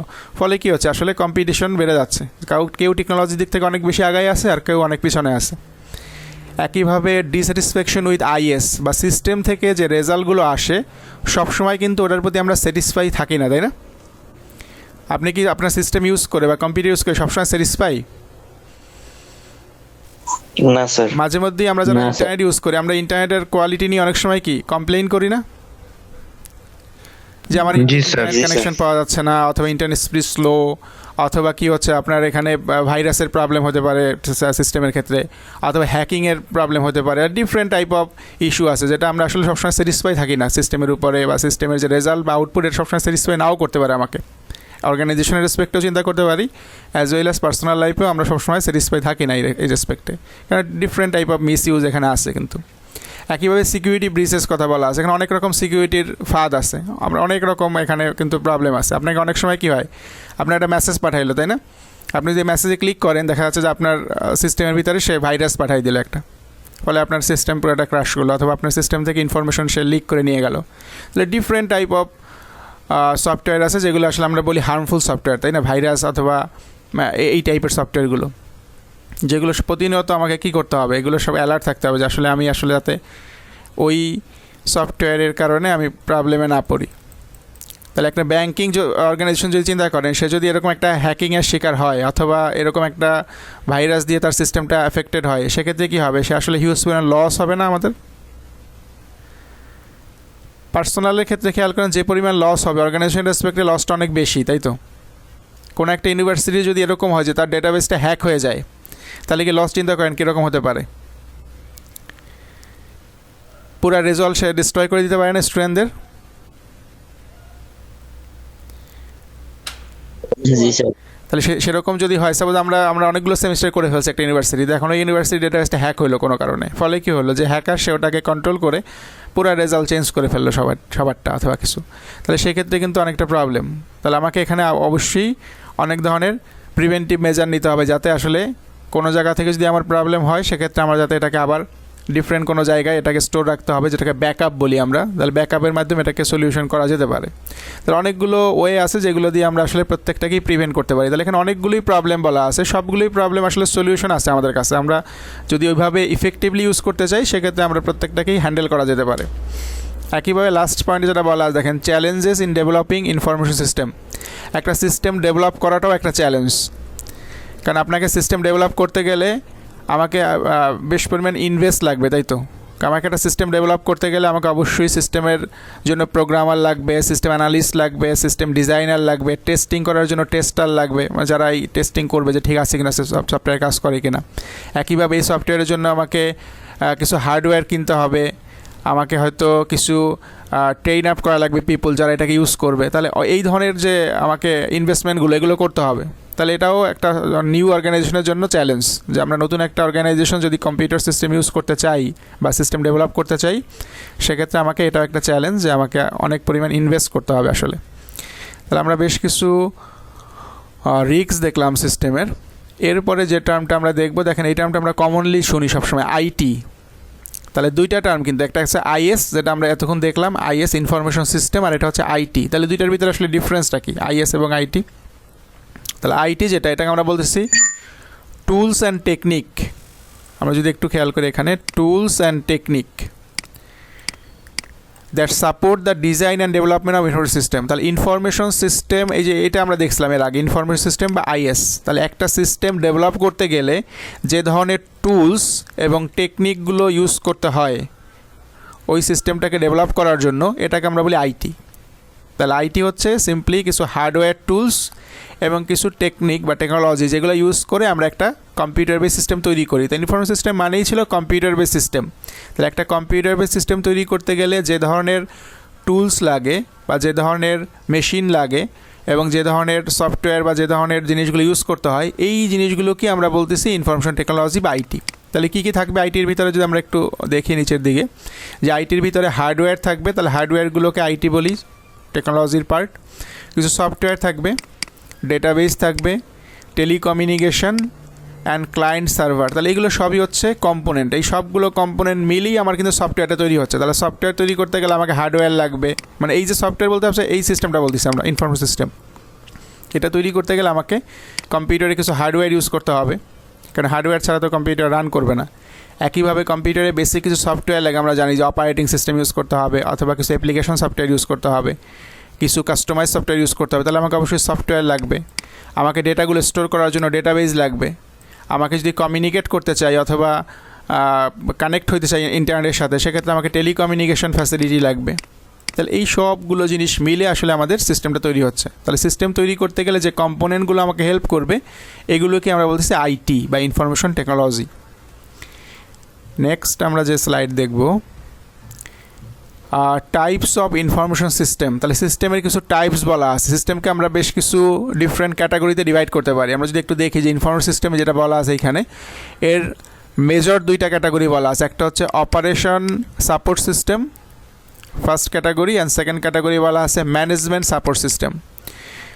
অপারেশন সাপোর্ট সিস্টেম একটা ক্যাটাগরি বলতেছি ইনফরমেশন সিস্টেমের, আর ম্যানেজমেন্ট সাপোর্ট সিস্টেম আরেকটা ক্যাটাগরি। এখন এই অপারেশন সাপোর্ট সিস্টেমের ভিতরে আবার তিনটা সাব ডিভিশন আছে। একটা নাম হচ্ছে ট্রানজ্যাকশন প্রসেসিং সিস্টেম, যেটাকে আমরা সংক্ষেপে বলি TPS, transaction processing system. Second হচ্ছে প্রসেস কন্ট্রোল সিস্টেম বা পিসিএস, মানে জাস্ট ফার্স্ট লেটারগুলো দিয়ে আমরা নামটাকে বলতে পারি PCS, that is a process control system. একইভাবে OAS, the office automation system. তাহলে এইগুলো হচ্ছে আমাদের অপারেশন সাপোর্টের জন্য ইউজ করবো। তাহলে ডেইলি অ্যাক্টিভিটি, একটা অর্গানাইজেশনের ডেইলি যে অ্যাক্টিভিটিগুলো পারফর্ম করার জন্য আমরা আসলে এই টাইপের সফটওয়্যারগুলো ইউজ করি অপারেশন সাপোর্ট সিস্টেমের। সেটা হতে পারে টিপিএস বা ট্রানজ্যাকশনগুলোকে প্রসেস করার সিস্টেম, পিসিএস প্রসেস কন্ট্রোল করার সিস্টেম, একইভাবে অফিসকে অটোমেট করার সিস্টেম। অ্যান্ড সেকেন্ড যে টাইপটা আমরা বলবো সেটা হচ্ছে ম্যানেজমেন্ট সাপোর্ট সিস্টেম বা এমএসএস বলি এখানে। এখন এটার ভিতরে বেশ কিছু ক্যাটাগরি আছে, যারা আসলে ম্যানেজার লেভেলে যারা কাজ করে, অর্গানাইজেশনের ম্যানেজমেন্ট লেভেলে যারা থাকে, তারা আসলে এই টাইপের সিস্টেম ইউজ করে অর্গানাইজেশনের ইনফরমেশনগুলোকে কন্ট্রোল করে। কি হতে পারে একটা, প্রথমটা হচ্ছে এমআইএস, এটার নাম শুনছেন অনেকেই, MIS management information system. MIS department থাকে তাই না বিভিন্ন অর্গানাইজেশনে, এমআইএস ডিপার্টমেন্ট অর্গানাইজেশনের ইনফরমেশনগুলো ম্যানেজ করার জন্য। একইভাবে দেখেন DSS, that is decision support system, decision মেকিংয়ের জন্য আমরা ডিসিশন সাপোর্ট সিস্টেম ইউজ করতে পারি। That is computer base artificial intelligence use করে আমরা আসলে কম্পিউটার থেকে ডিসিশন মেক করতে পারি, সেক্ষেত্রে ডিসিশন সাপোর্ট সিস্টেম ইউজ হতে পারে। একইভাবে executive information system, executive information system এটা আমরা ইউজ করবে অর্গানাইজেশনে যারা টপ লেভেলে থাকবে, একেবারে হয়তো সিইও অথবা চেয়ারম্যান এই লেভেলে যারা থাকবে, তারা এই ধরনের সিস্টেম ইউজ করবে যাতে পুরো অর্গানাইজেশনের সমস্ত কিছু তারা এক জায়গায় বসে এক ক্লিকেই দেখতে পায়। That is executive information system, যে সমস্ত ইনফরমেশন সে এখানে যে কোনো ইনফরমেশন দেখতে চায় সেটা দেখতে পারবে, সব কিছু দেখতে পারবে সে একটা পার্টিকুলার লোকেশন থেকে। তাহলে এইগুলো সম্পর্কে নেক্সট কয়েকটা স্লাইডে সিম্পল ইনফরমেশন বলা আছে, আমরা খুব দ্রুত দেখে ফেলি। প্রথমটা ছিল টিপিএস। এই টিপিএসের কাজই হচ্ছে বলা আছে কি দেখেন, an information system that capture and process data about business transaction. এখন বিজনেস ট্রানজ্যাকশন এইটা সম্পর্কে আইডিয়া আছে প্রত্যেকের? বিজনেস ট্রানজ্যাকশনটা কি, ট্রানজ্যাকশন কী জিনিস এটা বলতে পারেন? ট্রানজ্যাকশন না স্যার, ট্রানজ্যাকশন মানে হচ্ছে লেনদেন তাই না, আদান প্রদান। তাহলে একটা বিজনেসে কি হয়, সবসময় কি হয়, কিছু আদান প্রদান হয় না, যে আমি কাউকে কিছু দিলাম তার বিনিময়ে সে আমাকে কিছু দিল, তাই তো? জি স্যার। তাহলে এই যে বিজনেস মানেই তো কিছু ট্রানজ্যাকশন তাই না। একটা ব্যাংকে যখন আপনি যান তখন কি ট্রানজ্যাকশন করেন না? হয়তো আপনি টাকা জমা দেন অথবা ব্যাংক থেকে টাকা তুলে নেই। হ্যাঁ, তাহলে এই যে টাকা জমা দেওয়া এটা একটা ট্রানজ্যাকশন, আবার টাকা তোলা এটা একটা ট্রানজ্যাকশন। তাহলে এই যে ট্রানজ্যাকশনগুলো হচ্ছে একটা অর্গানাইজেশনের প্রতিনিয়ত, তাহলে এই ট্রানজ্যাকশনগুলোকে রেকর্ড করার জন্য বা এই ট্রানজ্যাকশনগুলোকে স্টোর করার জন্য যে সিস্টেমটা আমরা ইউজ করি এটার নামই হচ্ছে টিপিএস। তাহলে টিপিএসের কাজ হচ্ছে বিজনেসের ট্রানজ্যাকশনগুলোকে বা ডেইলি ট্রানজ্যাকশনগুলোকে ক্যাপচার করা, মানে হচ্ছে কালেক্ট করা এবং এটাকে প্রসেস করা। বোঝা যাচ্ছে কি? তাহলে একটা অর্গানাইজেশনে যে পরিমাণ ট্রানজ্যাকশন হয় প্রত্যেক দিন, এটা যদি আমরা কম্পিউটার দিয়ে প্রসেস করতে চাই সেক্ষেত্রে আমরা এরকম একটা সিস্টেম ইউজ করতে পারি টিপিএস, যেটা দিয়ে অর্গানাইজেশনের ট্রানজ্যাকশনগুলোকে কালেক্ট করা যায়, স্টোর করা যায় এবং প্রসেস করা যায়। কি হতে পারে এক্সাম্পল যদি খেয়াল করেন, যে সেলস অর্ডার এন্ট্রি, যে কি সেলের জন্য কী অর্ডার আসলো। তাহলে আমরা যে শপিং মলগুলোতে যাই, প্রত্যেকের শপিং মলগুলো দেখবো যেখানে কম্পিউটার ইউজ করে তাই না, আমাকে বিল নেওয়ার জন্য। আপনি যখন কাউন্টারে নিয়ে আসেন বিভিন্ন প্রোডাক্টগুলোকে একটা ঝুড়িতে করে নিয়ে আসেন তাই না, নিয়ে আসার পরে আপনি যখন কাউন্টারে আসেন তখন কাউন্টার কী করে, আপনাকে প্রত্যেকটা প্রোডাক্ট থেকে আপনাকে ইনফরমেশনগুলো নেয় না বারকোড দিয়ে? জি স্যার। তাহলে এটাই কী করতেছে, সে আসলে কী প্রোডাক্ট কিনতেছেন সেই ইনফরমেশনগুলো সে কম্পিউটারকে ইনপুট দিচ্ছে। তাহলে এই পার্টিকুলার কাস্টমার কোন প্রোডাক্ট কিনতেছে সেই ইনফরমেশনগুলো কম্পিউটারকে দিচ্ছে সে। এরপর কম্পিউটার কী করতেছে, ওই প্রোডাক্টের রেসপেক্টে কত টাকা প্রাইস আছে, কোনো ডিসকাউন্ট আছে কি না, কোনো স্পেশাল অফার আছে কি না, এগুলো সে চেক করে আমাকে একটা ফাইনাল বিল প্রডিউস করছে। এই যে ট্রানজ্যাকশনটা রেকর্ড করা, যে কি কিনলো কেনার সাথে সাথে কী হচ্ছে, আমি যখন কিছু প্রোডাক্ট কিনতেছি তার সাথে সাথে কি ওই স্টোর থেকে ওই প্রোডাক্টটা কমে যাচ্ছে না আসলে। সাপোজ তার কাছে 10টা থাকে একটা স্টোরে, সাপোজ 10টা হয়তো তার কাছে কি আছে, 10টা হয়তো চিন্তা করেন কোনো একটা পার্টিকুলার প্রোডাক্টের কথা, 10টা কি বলতে পারি বলেন, 10টা 7 আপ আছে, সাপোজ 10টা 7 আপ আছে তার কাছে। এখন যদি আমি একটা কিনে নিয়ে আসি তার মানে কিন্তু 9টা হয়ে গেল না তার? জি স্যার। এটা 9টা হয়ে গেলে এটাও কিন্তু অটোমেটিক আপডেট হতে হবে। তাহলে এই কম্পিউটার সিস্টেমে যখনই আমি এন্ট্রি দিলাম যে একটা 7 আপ সেল হয়ে গেছে, সাথে সাথে কি তার ওখানে ডেটাবেজে একটা কমে গেল যে এখন আছে 9টা। এরকম করতে করতে যখন 2টা 3টা হবে তখন কি আবার তাকে কি চিন্তা করতে হবে, আবার রিঅর্ডার করতে হবে কিন্তু তাকে, তাই না? নতুন করে তাকে প্রোডাক্ট আনতে হবে, আদারওয়াইজ কিন্তু এরপরে যখন কাস্টমার অর্ডার করবে তখন কিন্তু পাবে না, যেহেতু তার প্রোডাক্ট আউট অফ প্রোডাক্ট হয়ে যাবে, তাই না? তাহলে এইগুলোকে কন্ট্রোল করার জন্য আমরা আসলে এই টিপিএস ইউজ করি, যে ট্রানজ্যাকশনকে প্রসেস করার জন্য। তাহলে একইভাবে আরও কিছু এক্সাম্পল বলা দেখেন, হোটেল রিজার্ভেশন, যে আমরা অনলাইনে রিজার্ভ করতে পারি, হোটেল রিজার্ভ করতে পারি, বাসের টিকিট কিনতে পারি, ট্রেনের টিকিট কাটতে পারি। তাহলে এই সবগুলোই আসলে এই ধরনের টিপিএস ইউজ করে আমরা করতে পারি। একইভাবে এমপ্লয়ি রেকর্ড কিপিং, যে এমপ্লয়িরা যে প্রত্যেক দিন আসে অর্গানাইজেশনে, কখন আসলো, কটা পর্যন্ত থাকলো, কয় ঘন্টা সে এখানে স্পেন্ড করলো, এগুলোকে আমরা চাইলে কি কম্পিউটারে স্টোর করতে পারি। যে আমাকে অনেক অনেক অনেক সময় দেখেন না যে ঢোকার সময় আপনাকে কার্ড পাঞ্চ করে ঢুকতে হয় অথবা ফিঙ্গারপ্রিন্ট দিয়ে ঢুকতে হয়, আছে কিনা এরকম দেখেন তো, আপনার আশেপাশে কোথাও খেয়াল করছেন যে আপনাকে ঢুকতে হলে আপনাকে কী করতে হবে, ফিঙ্গারপ্রিন্ট দিয়ে ঢুকতে হবে অথবা আপনাকে কার্ড পাঞ্চ করতে হবে। ফলে কী হচ্ছে, আপনি কখন ঢুকলেন সেই ইনফরমেশন কিন্তু কম্পিউটার স্টোর করতেছে, এবং আপনি যখন আবার বের হবেন ইনফরমেশন আপনাকে আবার সে কী করতে হবে, আপনাকে আবার সে পাঞ্চ করে বেরোতে হবে অথবা ফিঙ্গারপ্রিন্ট দিয়ে বেরোতে হবে। ফলে আপনি কী পরিমাণ টাইম বা কতটুকু টাইম এখানে থাকলেন সেই ইনফরমেশন কি কম্পিউটার স্টোর করতেছে না? এবং জি, স্যার। মাসের শেষে সে কি বের করতে পারবে কিনা যে আপনি টোটাল কত ঘন্টা ছিলেন এখানে? তাহলে আমরা জি, স্যার, আমরা বের তো করা আপনাদের যায়। অ্যাটেন্ডেন্স নেই কীভাবে, আপনাদের হয়তো কাগজে নেই অ্যাটেন্ডেন্স, এখন হয়তো যে অনলাইনে অ্যাটেন্ডেন্স নেওয়ার ব্যবস্থা থাকতো, তাহলে কি আপনাকে অনলাইনেই আমরা কি আপনাকে কতদিন আপনি প্রেজেন্ট ছিলেন, কোন ক্লাস করছেন, কখন করেন না, সব কিছু বলে দিতে পারতাম না যদি আমাকে অনলাইনে রাখার একটা সুবিধা থাকে এরকম, যে আমরা হয়তো সফটওয়্যারের মাধ্যমে জি, স্যার, অনলাইনে জি, রাখবো। স্যার। সেক্ষেত্রে কী হতো যে খুব ইজিলি কিন্তু আমরা এটাকে ম্যানেজ করতে পারতাম, যে কোনো সময় জিজ্ঞেস করলেই বলতে পারতাম যে হ্যাঁ আপনার ক্লাসে এখন প্রেজেন্ট আসেন কি নাই। কিন্তু যেহেতু আমরা ওরকম ম্যানুয়ালি রাখি, সেক্ষেত্রে হয়তো একটু আমাকে দেখে দেন বলতে হবে। তাহলে এইগুলো ছিল আমাদের ট্রানজ্যাকশন প্রসেসিং সিস্টেম বা টিপিএস। দেন সেকেন্ড যে সিস্টেমটা আছে প্রসেস কন্ট্রোল সিস্টেম বা পিসিএস। এর কাজ হচ্ছে একটা ফিজিক্যাল প্রসেস। তাহলে প্রসেসটা যদি ফিজিক্যাল প্রসেস হয় তাহলে ওই প্রসেসকে মনিটর করা এবং কন্ট্রোল করাই হচ্ছে তার কাজ। ফিজিক্যাল প্রসেস বলতে আমরা কী বোঝাচ্ছি দেখেন, এখানে যে পেট্রোলিয়াম রিফাইনিং মানে যেসব দেশে পেট্রোলিয়াম উৎপাদন করে সেখানে রিফাইনিংয়ের জন্য যে মেশিনারিজ ইউজ করে, ওখানে আমরা এটাকে পিসিএস ইউজ করতে পারি, প্রসেস কন্ট্রোল সিস্টেম, যে আমার সিস্টেমটা ঠিকমতো কাজ করতেছি এটা মনিটর করতেছি এবং যদি কোনো ফল ধরা পড়ে সেটাকে আমরা কন্ট্রোল করতেছি। একইভাবে পাওয়ার জেনারেশন, আমাদের দেশে আসছে না এরকম যেখানে ইলেকট্রিসিটি জেনারেট হয়, বিদ্যুৎ উৎপাদন কেন্দ্র যেখানে, ওখানে এই ধরনের পিসিএস সিস্টেম ইউজ করে, যে আসলে কী পরিমাণ ইলেকট্রিসিটি জেনারেট হচ্ছে ওখানে, ওটা কি কন্ট্রোল করা যায় না? মাঝে মধ্যে আমরা বলি না যে আজকে আমাদের এত পরিমাণ এত মেগাওয়াট বিদ্যুৎ উৎপন্ন হচ্ছে,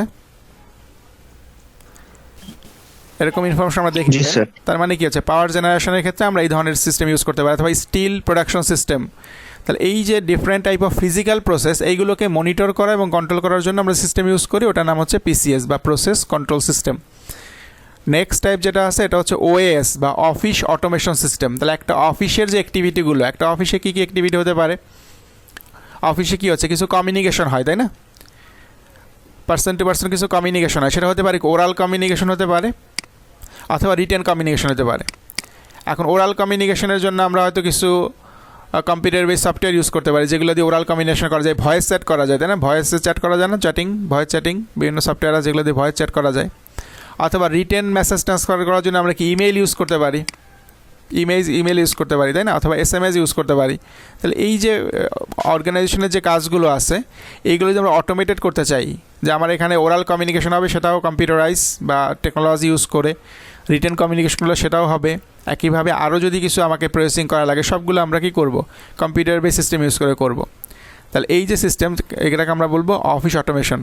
তাহলে আমরা বেশ কিছু এক্সাম্পল এখানে দেখতে পাচ্ছি। দেখেন প্রথমেই বলা আছে ওয়ার্ড প্রসেসিং, তার আমরা যে মাইক্রোসফট ওয়ার্ড ইউজ করি এটাকে একটা বলতে পারি অফিস অটোমেশন সিস্টেম বা অফিস অটোমেশনের সফটওয়্যার। কেন, মাইক্রোসফট ওয়ার্ড দিয়ে কিন্তু আমরা সমস্ত চিঠিপত্র টাইপিং কাজ করতে পারি, যেটা হয়তো আমাকে আগে হাতে লিখতে হতো চিঠি, এখন চিঠি লেখার জন্য কেউ আর এমনি কাগজে কলম ইউজ করে না, তারা কী করে যে মাইক্রোসফট ওয়ার্ডে টাইপ করে চিঠি, অথবা কোনো একটা রিপোর্ট অথবা কোনো একটা নোটিশ সেটা মাইক্রোসফট ওয়ার্ডে টাইপ করা যায়। দ্যাট ইজ ওয়ার্ড প্রসেসিং সফটওয়্যারটা আমরা বলতে পারি it is a office automation software.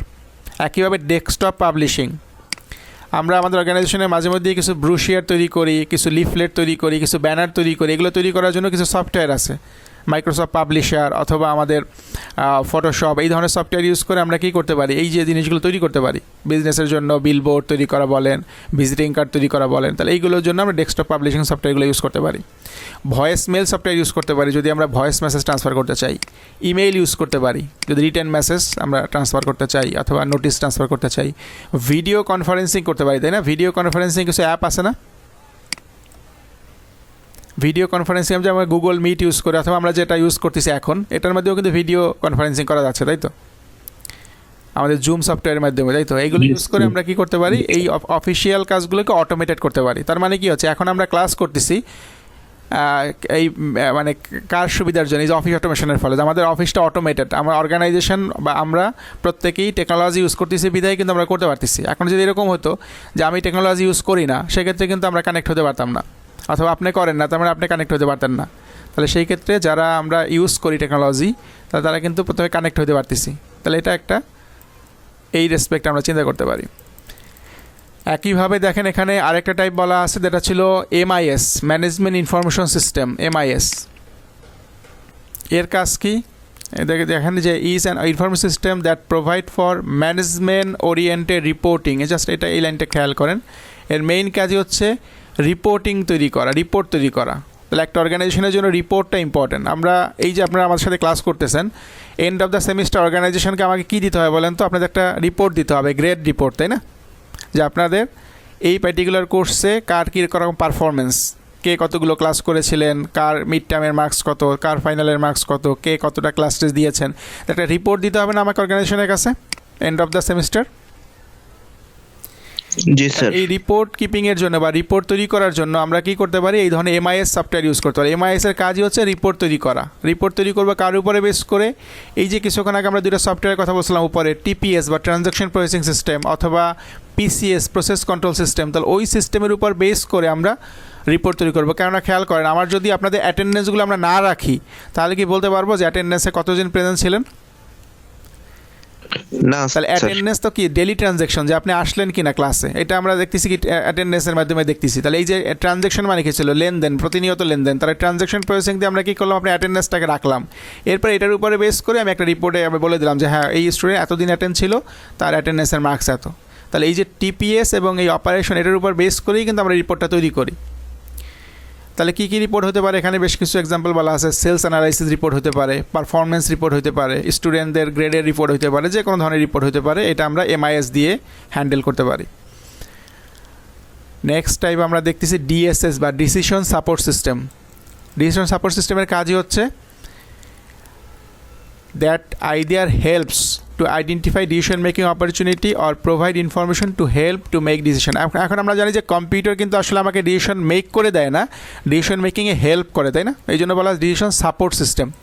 কেননা কম্পিউটার তো আর্টিফিশিয়াল ডিভাইস, কম্পিউটার তো নিজস্ব কোনো বুদ্ধি নাই, তাই তো? সে কী করে, আমাদের উপর ডিপেন্ড করে।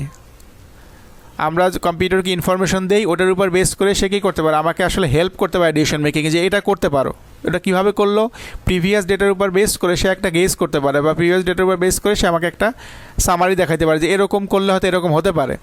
তাহলে আমরা এই জিনিসগুলোকে আসলে কম্পিউটার দিয়ে ডিসিশন মেকিংয়ের কথা বলতেছি, যে আমরা কম্পিউটার ইউজ করে যদি ডিসিশন মেকিংয়ে হেল্প নেই বা সাপোর্ট নেই, ওটাকে আমরা বলতে পারি DSS। তাহলে এই ধরনের সিস্টেম আমাকে হেল্প করতে পারে। তাহলে আমরা এই ধরনের সিস্টেমে বেশ কিছু ইনপুট দিতে হবে, এবং ইনপুটগুলো অ্যানালাইসিস করে সে আমাকে আসলে কিছু সলিউশন দিবে। ওই সলিউশনগুলো ইউজ করে আমরা ডিসিশন মেক করতে পারি। তাহলে এই জন্য বলছি ডিসিশন সাপোর্ট সিস্টেম। আর লাস্ট সিস্টেমটা যেটা আছে EIS বা executive information system. Executive information system যার কাজই হচ্ছে, দেখেন, টপ লেভেল ম্যানেজার, তার মানে অর্গানাইজেশনের টপ লেভেলে যারা থাকে, একটা অর্গানাইজেশনে হায়ারার্কি আছে না, top level, middle level, bottom level. যেটা হচ্ছে টপ লেভেলে যারা থাকে, মিডল লেভেলে কারা থাকবে, বটম লেভেলে কারা থাকবে, অর্গানাইজেশনের পিরামিড ছিল এরকম একটা। তাহলে টপ লেভেলে যারা থাকবে তারা আসলে এই ধরনের সিস্টেম ইউজ করবে, এবং এটা ইউজ করে বেনিফিটটা কী বলা, দেখেন, at a glance graphical indicator and control. তার মানে সে একই সাথে পুরো অর্গানাইজেশনের সমস্ত ওভারঅল ইনফরমেশন দেখতে পাবে, যা সামারি ভিউ দেখতে পাবে। তাহলে অর্গানাইজেশনের যে চেয়ারম্যান থাকবে, সাপোজ আমাদের ইউনিভার্সিটির সাথে চিন্তা করেন যে VC স্যার যিনি আছেন, উনি কি চাইলে সমস্ত ইনফরমেশন দেখতে পারে না? জি স্যার, পারেন। চাইলে কিন্তু সে অ্যাডমিশন ইনফরমেশন জানতে পারবে, সে চাইলে অ্যাকাউন্টস ইনফরমেশন জানতে পারবে, সে চাইলে ক্লাস ইনফরমেশন জানতে পারবে। যদি আমাদের এরকম একটা সিস্টেম থাকে যে সিস্টেমে সমস্ত ইনফরমেশনগুলো আছে, কিন্তু যে উপরে আছে টপ লেভেলে যিনি আছেন, তিনি কী করতে পারেন, চাইলে সমস্ত ইনফরমেশনগুলো সে দেখতে পারে এখানে, যেহেতু তার সাথে এটা কানেক্ট করা আছে। তাহলে সে সমস্ত ইনফরমেশন এখান থেকে চেক করতে পারে যে ঠিক আছে কিনা সব কিছু, বা কোনটা কী অবস্থা আছে। তার মানে টপ লেভেলে যারা থাকবে তারা চাইলে একটা গ্রাফিক্যাল ভিউতে তার সমস্ত অর্গানাইজেশন ইনফরমেশনগুলোকে সে এখানে একই সাথে দেখতে পারবে। ফলে কী হতে পারে, যে ইজিলি সে ডিসিশন মেক করতে পারবে যে আসলে সব কিছু প্রপার ওয়েতে চলতেছে কিনা। নেক্সট টার্ম আমাদের বলা আছে কম্পিউটার লিটারেসি।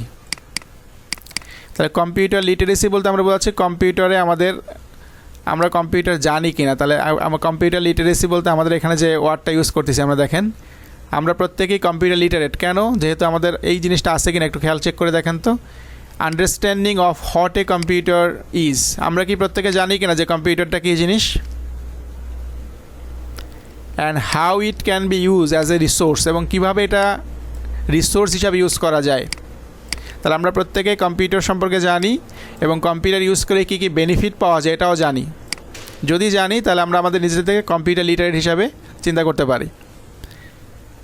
বলা আছে that means computer literacy is the working knowledge of computer. কম্পিউটারের কাজ করার যে নলেজ এটা থাকলে আমরা আমাদের কম্পিউটার লিটারেসি বলতে পারি।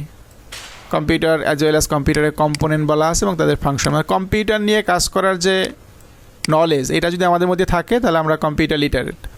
এখন সেকেন্ড যে টার্মটা আছে এটা আরেকটু ইম্পর্টেন্ট এর থেকে, ওটার নাম বলা আছে দেখেন ইনফরমেশন লিটারেসি।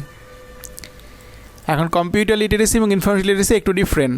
তাহলে ইনফরমেশন লিটারেসি টার্মটা বলা আছে দেখেন, এটার ভিতরে বলা আছে include computer literacy as well as the ability to create and use information in innovative way to solve organizational problem.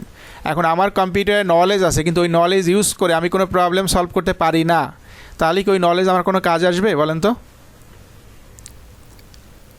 No, sir. আপনি জানেন যে কম্পিউটার ইউজ করে কি করা যায়, স্টুডেন্টদের গ্রেড শিট তৈরি করা যায়। এখন যদি ওটা ইউজ করে আপনি গ্রেড শিট তৈরি করতে না পারেন বা তৈরি না করেন, আপনি কী করলেন, জানেন কম্পিউটার দিয়ে করা যায় কিন্তু আপনি কী করলেন, কাগজে কলমেই করতেছেন, তাহলে কি কম্পিউটার ইউজ জেনে আমার লাভ হলো কোনো?